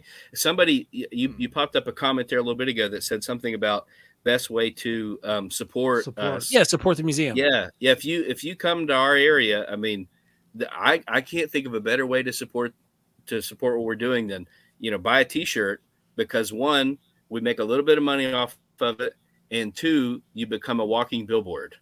Yeah, so it's true. I mean, we can't ask for more than that. And I'll go a little bit further. the t-shirts are cool. You've got a really good selection of them down there, so they're going to find something that they like. Well, thank you. I appreciate Yeah, that. yeah, absolutely. I've got to pick up a new one. I know that mine's about wore out. So Yeah, mine's got holes starting to develop in it from where I've worn it so much. I need to get myself a new one as well. But Hey, Andrew. you guys come down. I'll hook you up. real quick, Andrew, all right, man. The Do you still? Hey, speaking of the stuff that we need to get from the museum, I need to come down there and pick up one of those clear Flatwoods monsters. You have any more of those left? they still got We those. have some. We probably have of the first 100 that we had, which we're probably that's going to be it. If I was Yeah. betting, we did 100. I'd say we have about 30 left. Okay. You guys still have the lanterns, right? Oh yes, yeah, we're stocked Make up for sure this you- weekend too. Good. Make sure Oh. that people understand that, because I get asked a question a lot about that lantern. Like, where'd you get it? You know, well, it's at the museum. You know, that was Yeah. Oh, that is so cool. the Oh, lanterns and you are guys watch history. anybody watching this, go check out my 22-minute long short documentary on the Yeah, history it's of those things. fantastic. It is. Thank It's- you. And it was narrated by the magnificent voice of Mark Matsky. Oh. So- Yeah, I couldn't have asked for a better narrator. Now, everybody else's little Braxy is going to be slightly different Just than a the one little that I'm bit. holding. A little bit different. Because this, Andrew, you told me when I bought this one, I bought me and Ron at the same Okay. time that ours came off the original mold. Ours was the last few that you had off the original mold Right. where Yeah. they changed them. Mhm. So ours Yeah. are just a hair bigger. Well, I don't know if it's. I can't I, remember. it's, what I can't changed really, the I size. thought it was a hair. It's either a hair bigger or a hair smaller. They might be a hair bigger, and then also, so they went back in and kind of resculpted some of the details to sharpen them back up a little. Yeah. Yeah, they did. But you can kind of tell. But yeah, you're right. That was they were doing a transition. They were subbing out all the old molds and putting in all new molds. So, and since that time, yeah, I almost forgot about that. That's funny Yeah. you bring that up. But probably, they've probably made like 2,000 or some of them since then. Yeah. Oh, yeah. Easy. That it's one of the coolest lanterns. And definitely check your And my video my out on light that. inside is currently dead. Normally it's back there flickering. I've got a little LED puck light that goes in a pumpkin that's normally in here, and the eyes are lit up and it's those are flickering. perfect for it. But Yeah. one of the details, this is something that they don't tell you when you buy it, Andrew, that when you light this thing, you should set it next to a wall, Yeah. because the light that comes out of the Yes. back, there's holes here that Yep. project light against the wall and creates this amazing silhouette with Yep. the blacked out body and the lit up eyes. It creates the effect of what was witnessed that night. Yeah. And it's really, really cool. It's That's really Yeah, awesome. if you do check out my documentary, the thumbnail on YouTube, it's actually a picture of a lit up lantern. Yeah. And I didn't add anything. That's the aura that you see around it is from that. Now it was set on a long exposure, but that's exactly what that is. Yeah. Yeah, it's remarkable. Pat is asking, how much is this thing? I need one. Those are currently $60. $60. Yeah. In the future, they might be more. They're worth every penny. I mean, these They are. And, each for one is hand poured, hand painted, hand trimmed. I mean, Yep. it's real. It's not mass produced, as in, a machine doesn't make that, right, Andrew? Yeah, they're made by a little family outfit, a little ceramics outfit in Marietta, Ohio, and they're all each one's made by hand. I've actually seen hand painted, the hand video. poured. Like, they actually go in and cut those holes out of Yeah. that thing. Like, there's a little score mark, but they have to go in and actually cut those out. Yeah, there's a sprue they use to just. It's amazing how much work that goes into that, and Yeah, it's awesome in my opinion. I love the thing. And So- then What else? We got, Andrew, oh yeah, I'll have these yeah. for you on Saturday. fantastic, great, thanks. So you're gonna have a mess of those with you, and then I'm gonna hold off on showing the other one. You guys are Yeah. just going to have to wait till Saturday. okay. Yeah. I'm sorry that the post office lost a whole bunch of them you sent already. Yeah, luckily they finally I messaged you back the other day. They finally put $100 back in our bank account because I guess they couldn't find a reason why it would have been misplaced or whatever. So after over 2 months, they finally owned up and admitted fault and paid back the insurance towards the package. Well, So it's because I know you put a lot of work in those, so yeah, I hate to Hey. think that they get lost, Hey, and Andrew. especially you're not getting compensated for them. I know, Yeah. right? You remember? But it worked out. So they covered the insurance covered our expense in it. Okay, Yeah. good. Yeah, I remember a time when I spent weeks making a skull. You remember that, Joe? Oh God. Do you remember that, Joe? I remember that. Ron spent weeks making a skull, and then I go to deliver it to the post office, and I put the box on the roof of my car because I have to take my kid with me. So I put the box on the roof of the car, put the kid in the car seat, get him all strapped up, and I'm in a hurry to get to the post office. It's 3:57 and the post office closes at 4. Yeah. So I take off, and somewhere along the way, the box disappears off the hood of my car. Somewhere out there in a ditch, there's a Paracas replica skull. Yeah. That someone's going to find one day, and it's going to be all over the news. I'm just telling you. So y'all be waiting for it. I mean, there's a quest. Man. It's a hidden treasure. It's out there. You guys go out and find it. Yeah, right. If it's going to be in Culloden somewhere. It'll So have a who note on makes the wooden products at the museum? Bought a cell phone holder last fall. I don't think we'd ever sold a I was cell say I phone think holder. you might be thinking about the Bigfoot Museum. Probably the Bigfoot Museum. Maybe. Yeah, Yeah, that because I don't know. They have wooden stuff. Yeah. Yeah. I do like that big wooden sign you guys have about Home of the Monster. Yeah. I The want original Yeah, so sign. Hey, the one can you that tell we the have- story real quick about that, Andrew? Because it's a Yeah. great Yeah. story. Yeah, And so this, the one this can be where we depart with you. After you tell Okay. the history of the Flatwoods sign, we'll let you off the hook. Okay, that works. Yeah. What's your So, battery? But go ahead.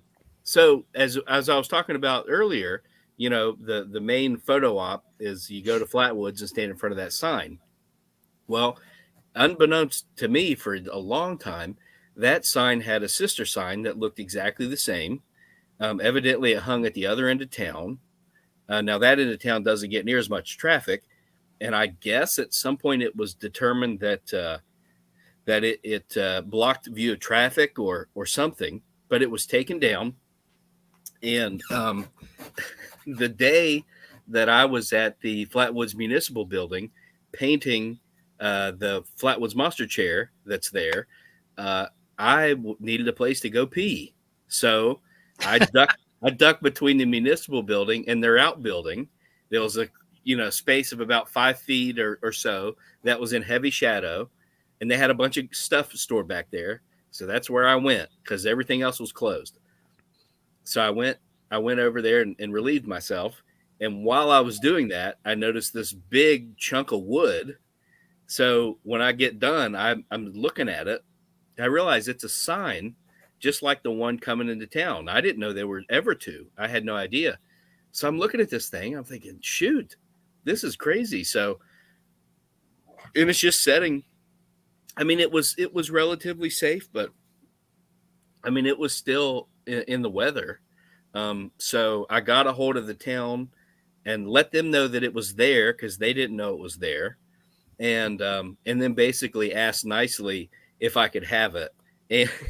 And they were like, well, since you brought that chair in and did such a good job painting that, yeah, you just take it. That way you can put it on display. So that's where that came from is Yep. it was because you know how town governments are. There's rollover. Oh, yeah. So just nobody had a clue it was back there. And who knows how long it had been sitting back there. So that's where that came from. That and having that sign in there, it pulls everything together so nicely.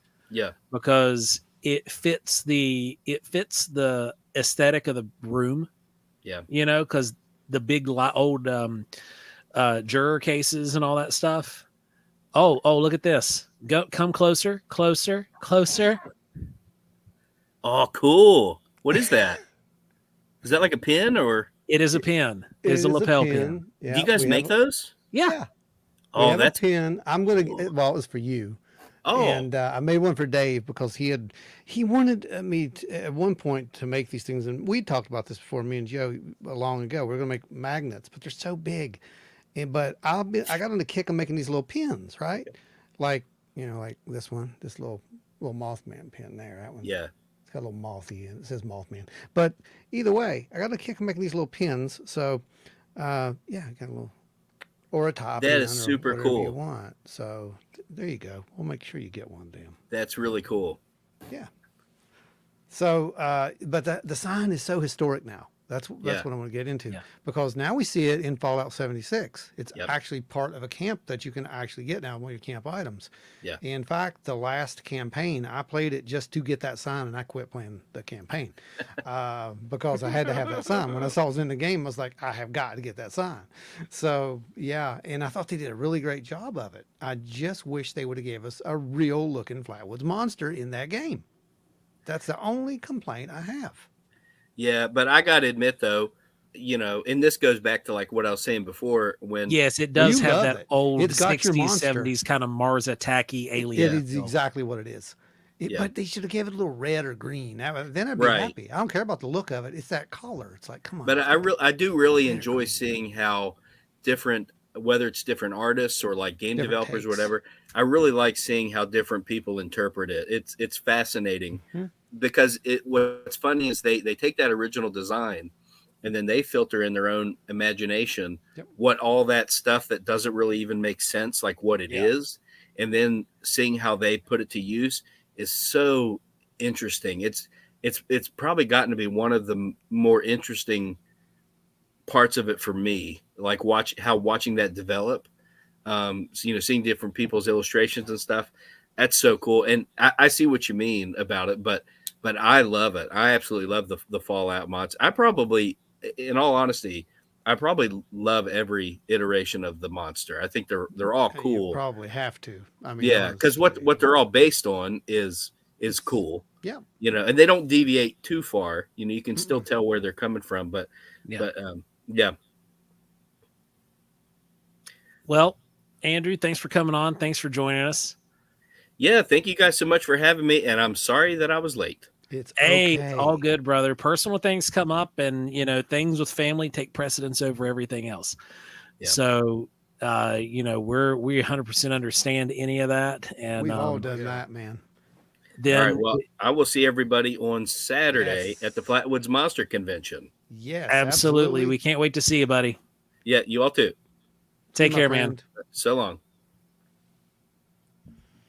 Well, folks, a living legend right there, in my opinion. One of them. Yeah. No, for real. I'm And serious. he's one of the coolest people you will ever meet. doing the And job. one of the most humble gentlemen that you'll Yep. come across as well. Yep.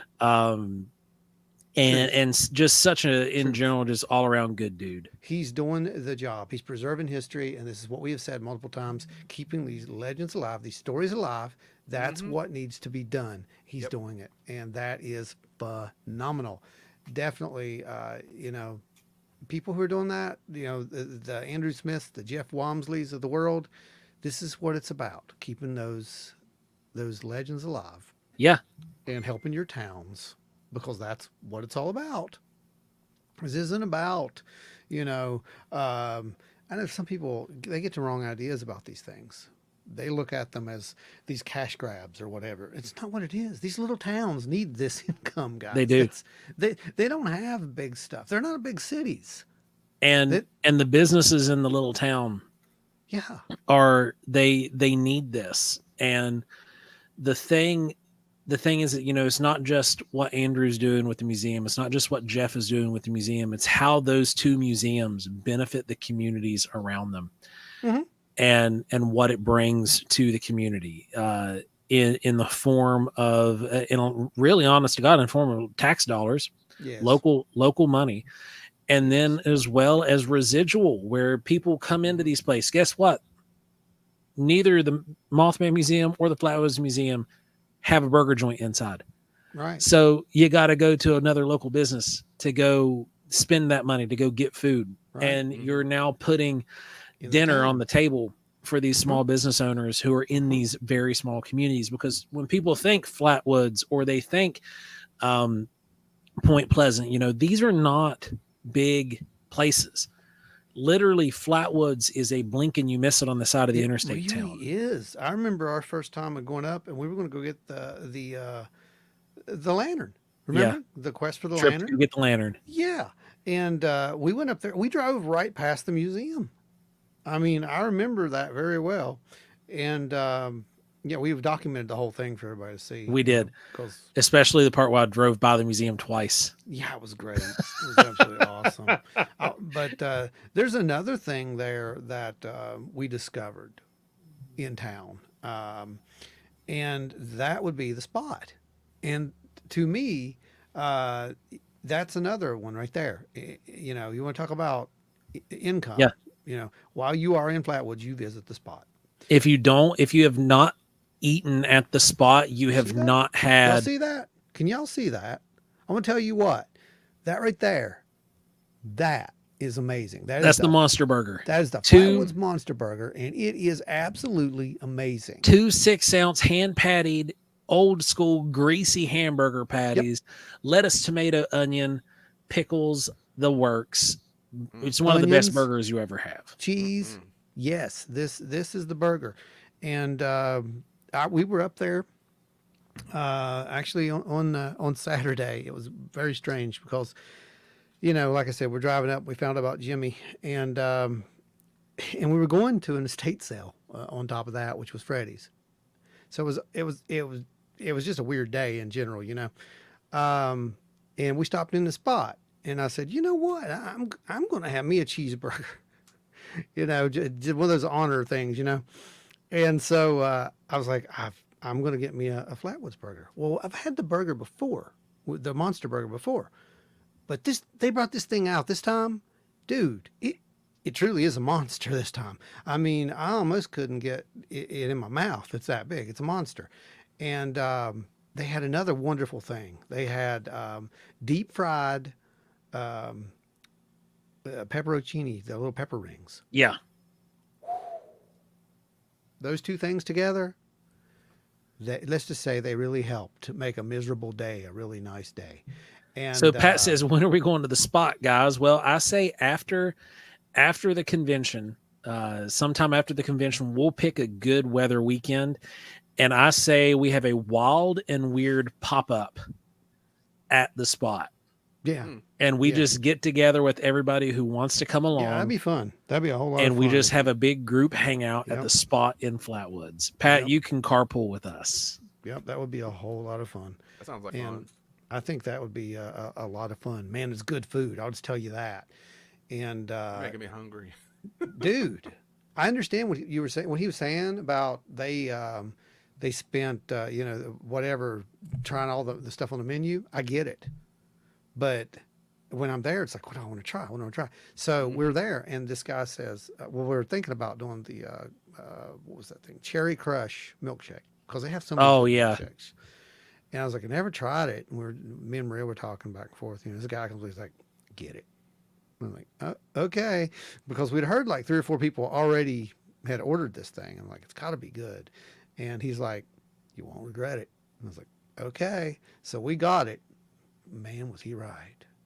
It was the thickest, it was like an old fashioned thick milkshake, but it had chunks of cherry in this thing.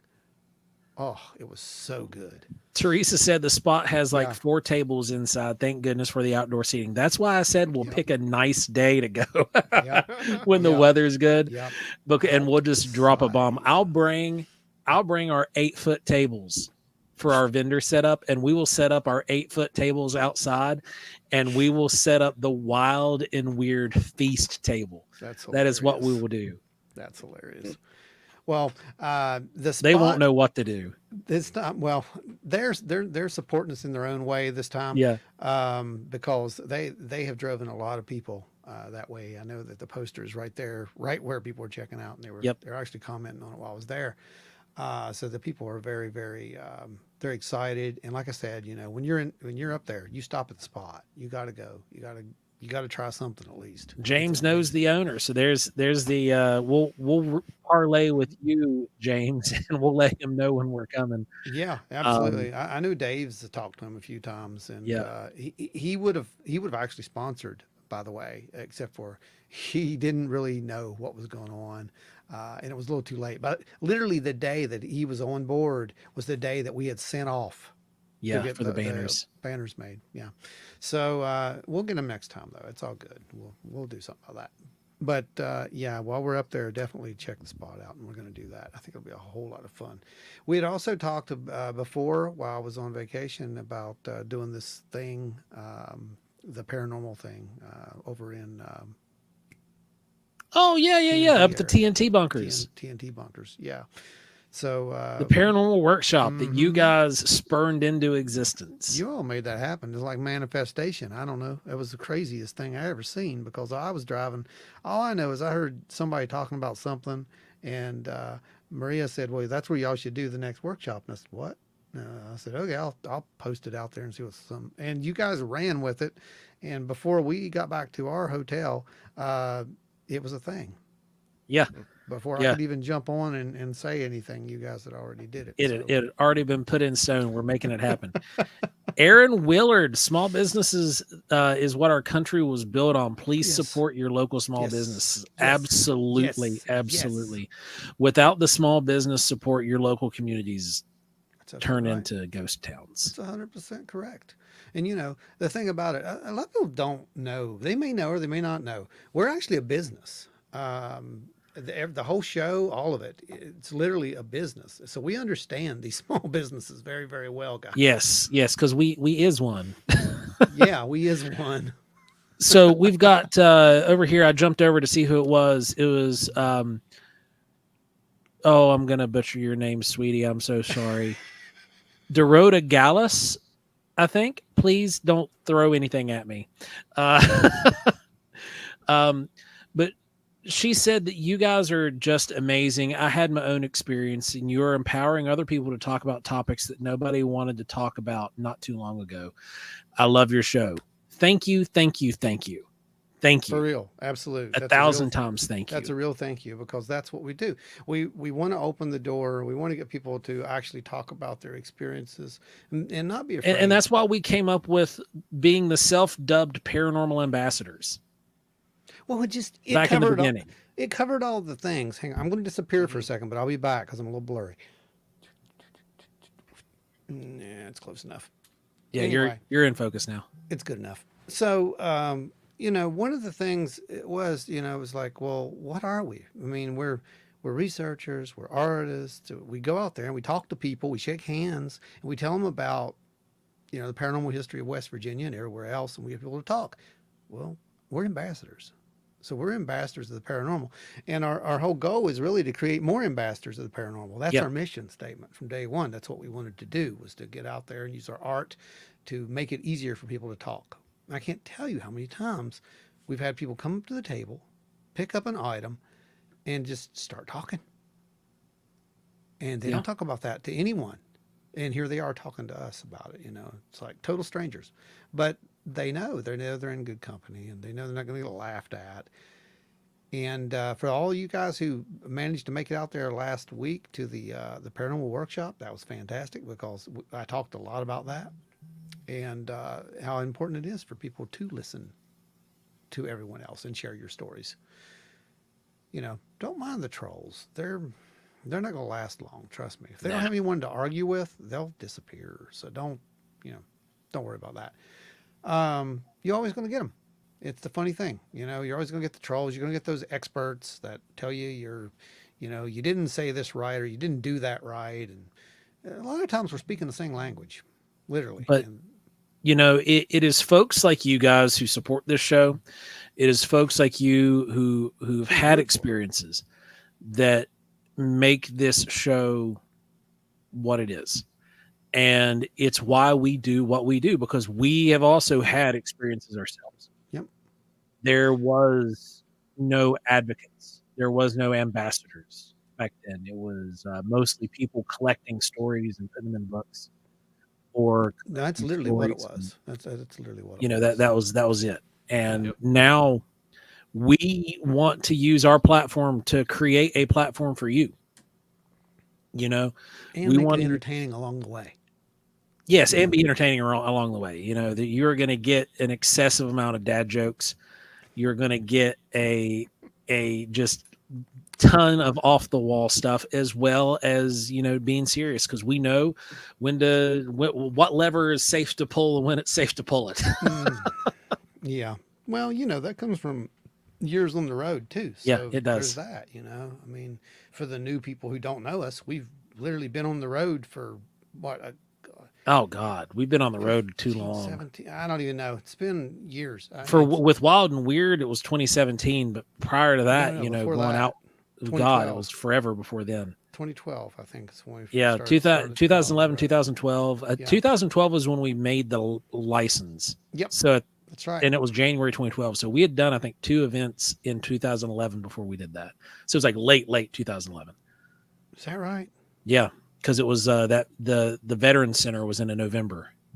So we did the Veterans Center. Over a decade doing this stuff. Yeah, That's over a crazy. decade. Of being on the road. That's insane. Wow. No wonder I get tired sometimes. All right. Pat says it's a serious research with a heavy dose of sarcasm. It is. That's right. And a little humor along the way, like I said. Well, because you can't be serious all the time. That's the whole thing. I mean, I want to be serious when we're out there doing our lectures, obviously. If you've been to our lectures, you'll know it. If you listen to the podcast, you'll know it. There's a whole different tone there. Yeah. But when we get to do this is fun because we get to actually just be us. You know? And we get to interact with you guys. We get to, it's a real time show. It's not like we're rolling, you know, and it's fun. It's like you came up to the tent at a show. So Brandon, with you from your end, you know, you've now been with us on the show for almost a year. It'll be, I think, a year, what, in March? I think that's right. Or February. February, I think. Yeah. So we're coming up, you know, we're a few months away from a 1 year anniversary with you sitting in the third seat here with us. Like, what's it been like for you, you know, being able to kind of come out and talk? It's made me feel a lot better about things that I've experienced myself. It's also surprised me at the amount of people who've seen the same things that I have, experienced that. But also just like the variety of experiences that people have had. Just all the different types of phenomena that people can have. Anything you experience, whether you think it's silly or crazy, is legitimate. So don't ever think that yours doesn't matter or yours isn't important. It's all important. Yeah. It's all data. Mm-hmm. Yeah, it's all data. I mean, you know, we can't stress that enough. It's literally all. And, data. you know, speaking of encounters and reports, you know, we had a, just here locally, this was actually one of the few times that we've had a local report sent in today. There was a UFO sighting that was sent in today from Winfield, West Virginia. It was from last night with, they saw a series of red-orange orbs that started in the tree line and went up above the tree line and then disappeared. Wow. Mm-hmm. And so that was really interesting. I'm going to be doing a phone call interview with them tomorrow. When did they see this? This was last night. Because something similar to this was reported about 3 nights ago. Really? Mm-hmm. Check with Dawn. It wasn't her. It was somebody she knew. Yeah, this was seen 3 nights ago. Or not 3 nights ago. This was seen last night. Sorry. Last night. Yeah. Yeah. So it sounds exactly like the same thing. And it was in Winfield over right on the Kenora River. This wasn't in Winfield. I don't know where this one was, but that's very interesting. You need to find out about that and correlate it, cross-reference it to that original sighting. I'll find you the data on that. And that's interesting. That's something we have to definitely take note of. I know that Stan says there's a lot that he's just the past month has been crazy on his end because he checked in there this week, making sure everything was ready for the conference and whatnot. Yeah. So also, guys, you were coming to the conference there. Make sure that you do stop by those guys' tables. Yep. I can tell you for a fact. I know Stan, and if you've got a report, he'll take it right there on the spot. Yep. He'll write it in his little book, and he'll take it right there on the spot. He's absolutely phenomenal about that, and if he thinks it's significant, he will follow up. So he never is too busy for the people. That's one of the most awesome things about the man. Yeah, this weekend, guys, is going to be a real treat. We're so excited to be able to be hosting this and bringing this event into Flatwoods, and not just that, but like this is the first big, large scale event that we've worked since having the live show. Yeah, and it It's a lot of almost fun. seems like about 90% of you guys who are in the room right now are going to be there. Which is awesome because it's kind of like party time right there. Right. I'm thinking it's party time anyway. What you had some of that that article from Teresa. We still have a full house. Yes, I've still got that up. Why don't you read that? So Teresa over at Teresa's Haunted History, one of our super chatters and executive producer over here, she wrote up an article that was really, really good because it didn't stop just in Flatwoods or with the sighting up near Wheeling and whatnot, but there was also some stuff that took place in Raleigh County. So the article is headed off by saying, did members of the Flatwoods Monster fleet make it to Raleigh County? Said 1952 was a big year for ufology, especially here in the Mountain State. By now, most of my readers are going to be pretty darn familiar with the September 12th sighting of the Flatwoods Monster by a group of schoolboys and National Guardsman Eugene Lemon and the mother of the two kids, Kathleen May. What they encountered on the hill of the Fisher farm would forever be known throughout the world of high strangeness and eventually into the mainstream as the Flatwoods Monster. I'm going to jump here because everybody knows what the description is. But following the Flatwoods encounter on September 12th would come the Frametown Monster incident the following evening. A couple with a young baby driving down State Route 4 between Frametown and Gasray had their car engines stall and witnessed a reptilian creature before finally being able to drive off. There was also Bashful Billy in Wheeling, West Virginia on September 15th, where a meteor crashed near Vineyard Hills housing development but disappeared. Not before rumors started to fly, though. But then the first sighting came across after the initial Flatwoods encounter. This is in Raleigh County. On Saturday, September the 13th, around 11 p.m., 16-year-old Franklin Smedley and two other boys witnessed what looked like a gallon bucket size of orange objects flying over an area of Raleigh County called East Gulf. Franklin initially saw two of the objects, which moved faster than any airplane he'd ever seen, but didn't say anything because he didn't believe in flying saucers. However, when the four more objects showed up, he alerted his friends, and all three got a good look at the objects. The next morning, Smedley's father would tell the tale of the flying saucers during Sunday school. This is like during church, okay? For those of you not familiar with old school church stuff, Sunday school is Sunday morning church. It was then that Mr. Smedley Diener felt brave enough to confirm that he and his wife had also seen the objects from the previous night. The couple was out watching for meteors, but shortly after going inside to get ready for bed, Miss Diener looked out the window and alerted her husband. They both saw two orange objects. At the same time, the boys had seen them, and they both noted they appeared to be moving at least twice as fast as any airplane that had passed overhead up to 30 minutes earlier. The Smedley Diener report of East Gulf was documented on the Tuesday of September 16th edition of the Raleigh Register and reported without bias.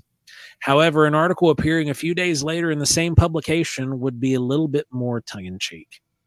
This shared the story of Miss Earl Hutchinson of Skeleton, who reported something shiny seen in the sky near the Greenbrier Dairy. Interesting side note, my grandfather was working at the Greenbrier Deli at this time. That's Teresa's grandfather. This thing didn't zoom across the sky like the Smedley Diener objects. Rather, it hovered. Miss Hutchinson initially believed that this was a man with a parachute, as the object appeared to swing back and forth, jump up and down. That article expresses the idea that maybe the Flatwoods Monster was en route to Beckley to meet up with some other monsters. So was this, what exactly was going on September of 52?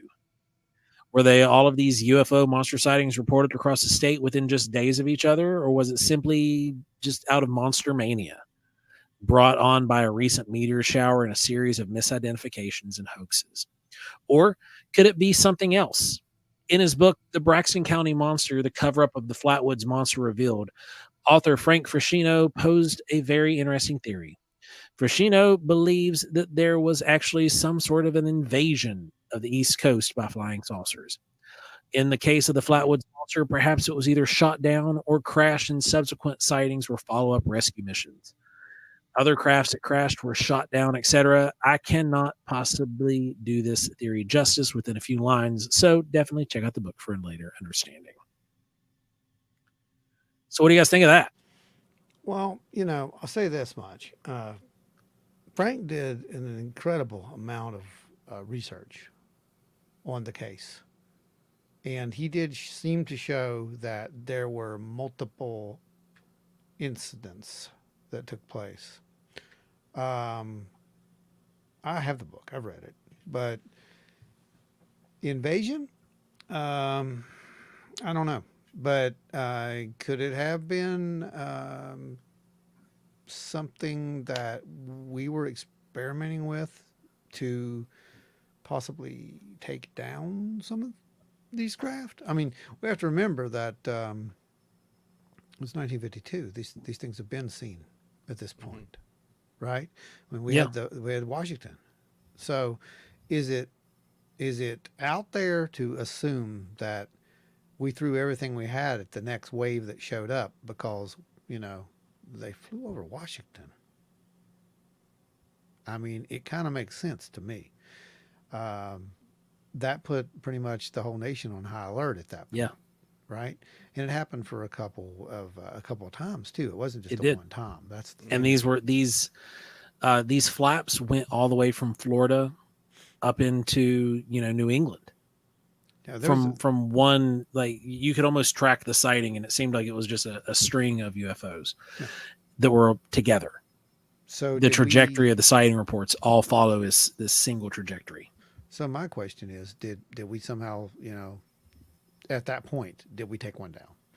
And if we look at what Grush had said, he said that some were recovered crashes and some were brought down. Those were his words. They were brought down. They were taken down.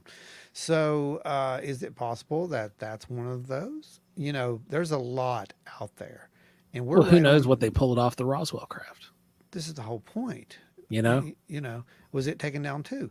Would probably. I mean, if you go that route, you're going to have to say that there's a good possibility that they were targeted, they were taken down out of national security. And that's a very good possibility. I say that because that's kind of what we just saw, this time too. The same thing earlier this year. So, this all just keeps happening over and over again. One day, my big problem is that one day, whoever's behind these things is going to get a little tired of their crafts getting smacked down by the ants.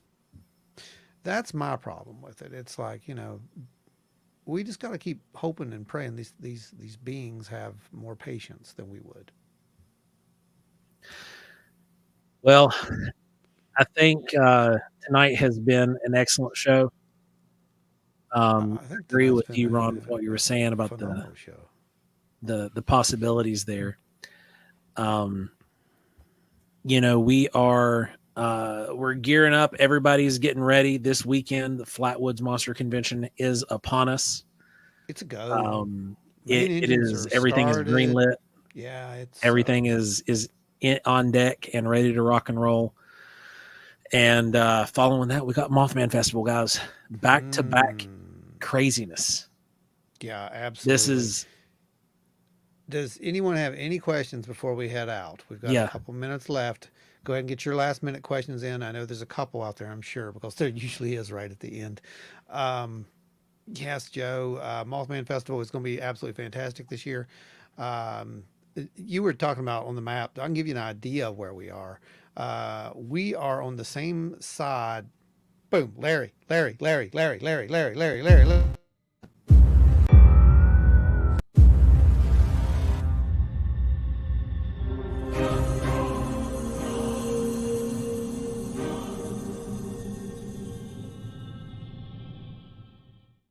That's a double blessing right there. That's a double blessing. Yeah. That's what that was. It's a double. Thank you, Larry. Larry, we appreciate you, brother. Yeah, it takes a while to make those little things, believe it or not, and that makes me happy. We are on the same side as the Mothman Museum, so Yes. you're gonna Same walk side of the street. Yep, same side of the street. You're gonna walk down and walk down, and you're going to start to see over on the other side of the street the theater. So about probably what you think, maybe 100 yards from the theater.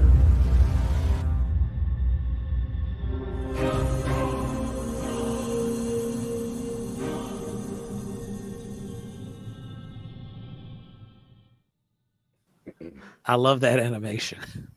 The crafts were donations just like this. I'm gonna actually address this as soon as we're done with this, because I don't want to lose this train of thought. Tell people where we're at. We are like 100 yards up from the theater, right? Or basically. Oh no! Like we can throw a football and hit the theater. Yeah, it's not far. Is what I'm. Yeah, trying no, to say. we're at an angle. Like if you coming, you walk past the museum towards the theater. When you hit the theater, keep walking maybe another 15, 20 yards, and we're on the other side of the street from the theater. You won't be able to miss us. You won't miss us. So we're there. We're there. So I do know that we're right there near the scoop. Yep. Well, the scoop used to be there. It's not there anymore. Oh, they've moved? Yeah, they've moved. We're not near the scoop. The scoop is now directly across from the statue. Oh, okay. Yep. They're in a great place. That's good. Make sure you get bad some for ice us, cream. good for them. Yeah. Make sure you get some ice cream while you're there, everybody. Yes, Teresa, we're in the same spot as last year. Yes, absolutely. Pat, same spot. Yes, Teresa, absolutely. So you'll know where we're at.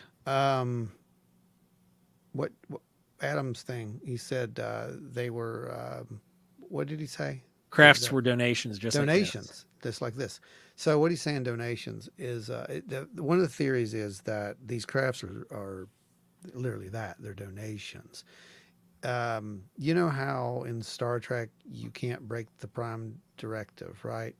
So you can't really give someone superior technology, should they even need it. But you can crash it.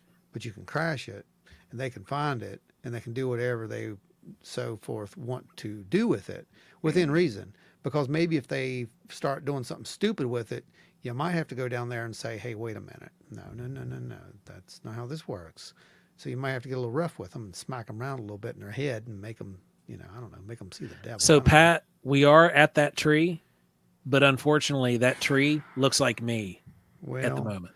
I don't know what it looks like right now. I haven't been down there, but it was trimmed heavily. And yes, we're actually straight across from the Mexican restaurant. The Mexican restaurant. Like the Mexican restaurant is we look directly at their front door. Yeah, with the Mothman burrito, right? Yep. Yes. So if you know where to get the Mothman burrito, turn around.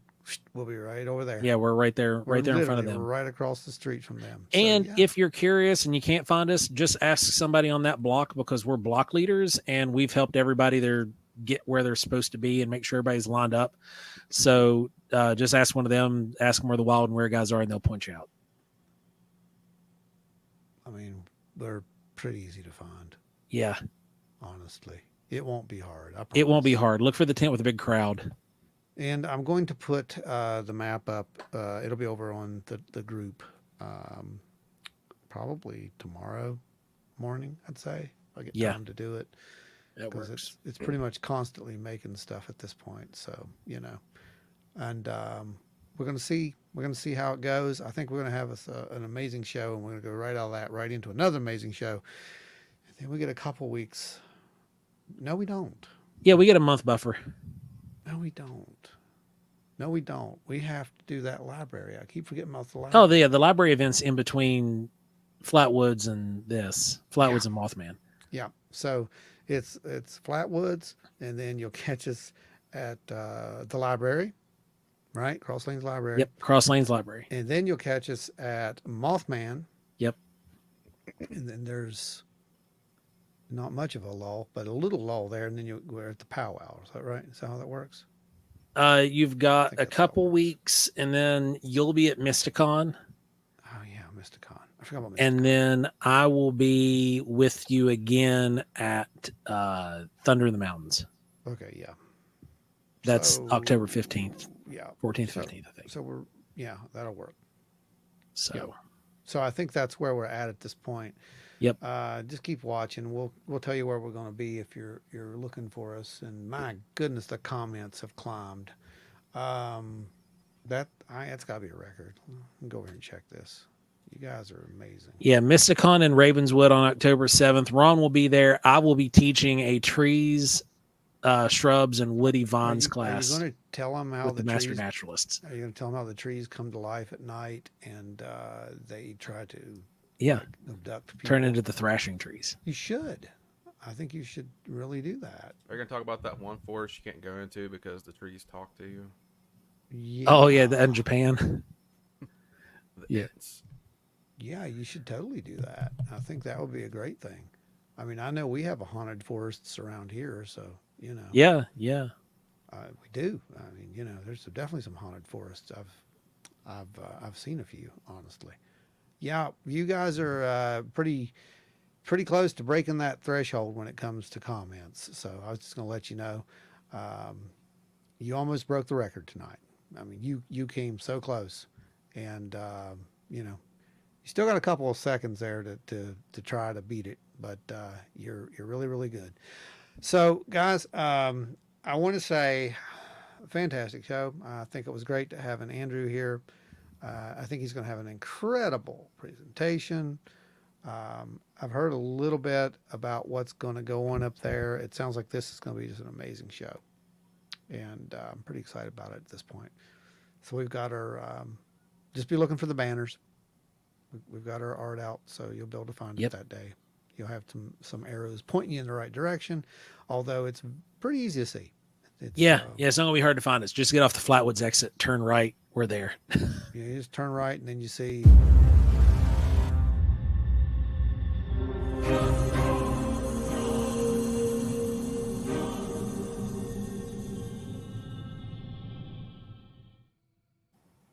Yeah, you see that. So I was going to do a Ask Ovilus session, but if you guys, if you're ready to roll, we can roll. It's 12 minutes after. We could do like a 5-minute one. Don't matter to me. It's up to you. I'd say we ask the folks that if they want to do it. If you want us to do it, say yay. If not, we're gonna bounce.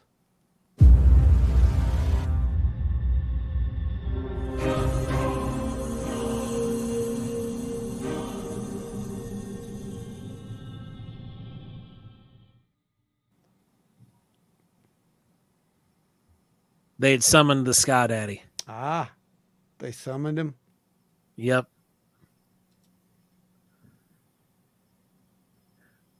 Oh my goodness.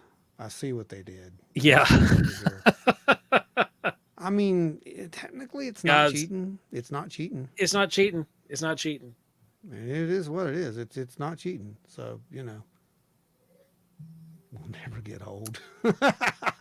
Yep, it will never get old. I promise. Guys, we appreciate every one of you all. You keep on keeping on. And remember, once this episode kicks over and goes into repeat mode on YouTube, go over and comment on that. It helps boost the show there. Mm-hmm. Go like it as well. And then do a reshare if you want to of that video. It helps. Or just go back and watch some of the old stuff. Share some of the old videos if you want. Go and pick out your Yeah, favorite video on the Wild one- and Weird channel and post it to the Paranormal page. I'm going to put that up there real quick. There won't be a new episode. That's right. Of the podcast Not this week. This week. So This week we're running a rerun of the Hopkinsville I think Goblin it's episode Hopkinsville, yeah. featuring Wayne Barnes, Yep. the original third host of the show. Yeah, we didn't get to run it because I was out of town the weekend that we were supposed to run it. So we're going to run that. So that'll be on audio tomorrow night. Yep. There unfortunately was no video in those days. So Yep, No- we were no just an video. audio show. So this is this week's audio video for this you is all. your fix. This is all you Yes. get for the This is video your side. fix this week. Now we'll be back normal. Hopefully next week. I don't know. We'll see how it Next works. week's will be rough too, man. It's gonna be rough, but we're gonna try to do something. So we'll see what we can do for you guys, but bear with us through the festival season. And once we're back, from all this crazy stuff, we'll have some good shows for you. We got some really cool topics lined up, right? We do. So yeah, We have some interesting show topics that we've been doing some research on. Yeah. One of them in particular is just absolutely mind-blowing I good. think it's not been done, and I got to tell them real quick, Joe. Just real quick, I got to tell you guys, you are 30 comments away from smashing the record into absolute oblivion. Go ahead and knock them out, guys. Get them in there. Throw it just however you want to That's all comment. you got. Throw You got 30. 30 more to go, and you're going to smash the record into oblivion. But you have to remember, the more of these records you smash, the more you're going to have to smash in the future. So you be prepared for that. Oh my gosh. So close.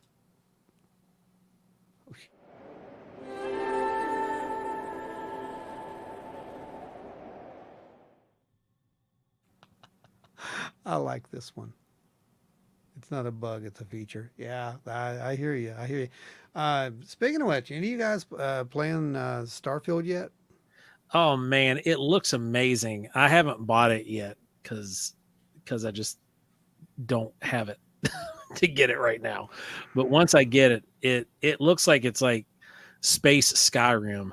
Thank you, Ada. I heard it's a kind of a mishmash of space Skyrim and space Fallout. That's what I heard, and it looks like it's gonna be really cool. I haven't got it yet. There's no point because I can't play right now. I'm too busy. Right, doing there's just no something else. time. But don't think I'm. You not. guys are hammering out the comments.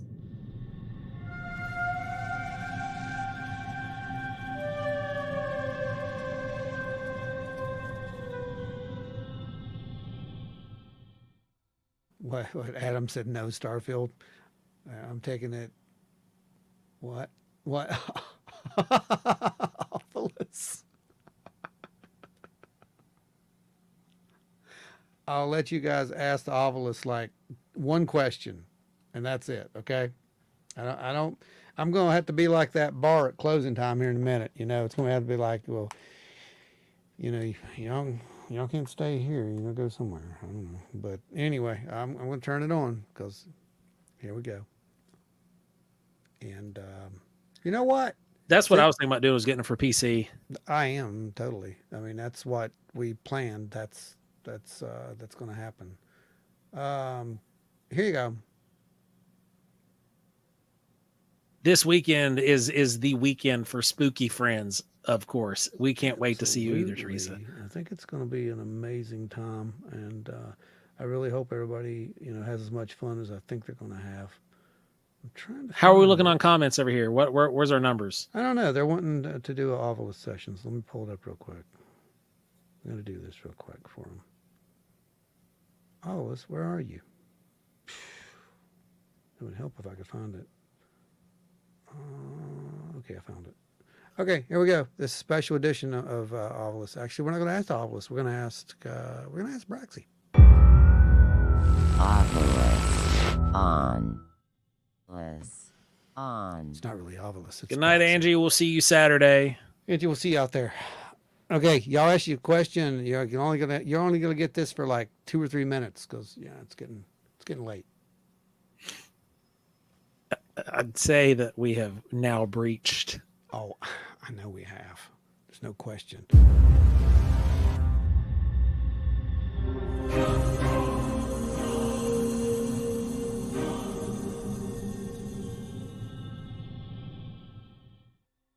All right, Adam, ask your question.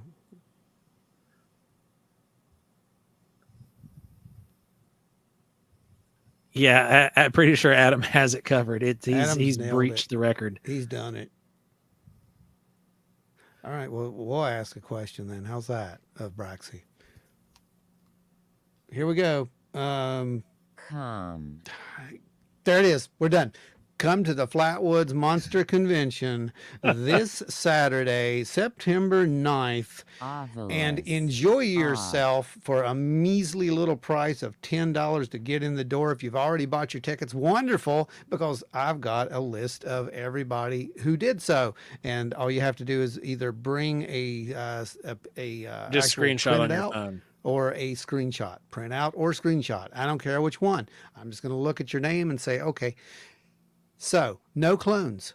I want to know if you're a clone. So yeah, anyway, come join us. We're going to have a good time. We got speakers. We got all kinds of fun stuff. We got all kinds of fun people. And I'm pretty sure there's probably just going to be some more things going on there, surprising wise, that I don't know. I think it's going to be a lot of good energy is what I'm trying to get at. So we got to keep the energy good. And that's pretty much all it's going to be. So yeah, come to the Flatwoods Monster Convention at the Days Inn. Follow the signs.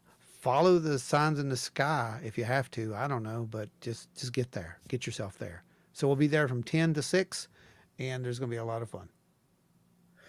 Guys, it has been an awesome show. Thank you, every one of you that have showed up, and the super chatters. You guys are all amazing. Oh, I'll give you your numbers. Go hang on. We love you guys. Y'all are Holy crap. the best.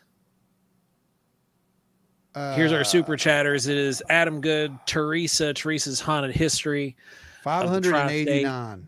Dewey Edwards, James Boggs, Spooky Appalachia, Larry Hose, Guitar Chains Craig, Travis Rednick, Jeffrey Steele, Russ Bailey, Chris Coots, Ada Cox, Nancy White. You guys are all amazing. We appreciate each and every one of you guys. You're the best. Dude, they are the best. Did you hear the number? 589. 589. They blew it right through it. I mean, I don't know. That's insane. But you guys are going to have a hard time beating that one. So congratulations. You guys are great. We can't do it without you. We'll see you all Saturday. 601. And stop us and 601. hang out with us for a little bit while you're there. There's going to be plenty of time. So till then, everybody, remember, if you see a meteor crash into the forest nearby, it might be gold or it might be aliens. There's only one way to find out. Stay wild and weird, everybody. How do you find out? You can't say that unless you give people actual advice. You don't. They're going to go out there and get zapped by a Mars attack kind of alien. I don't know what kind of a show this is, but we can't say things like that.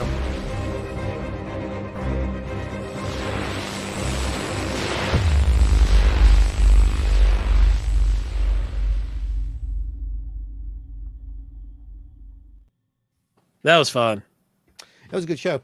So yeah, they blew it out of the water. I don't know that it's going to be a while. Adam kept going. So here's, I don't know if you can see, but well, that kind of stuff right there, though, that pushes us into the algorithms like you it cannot does. believe. It does.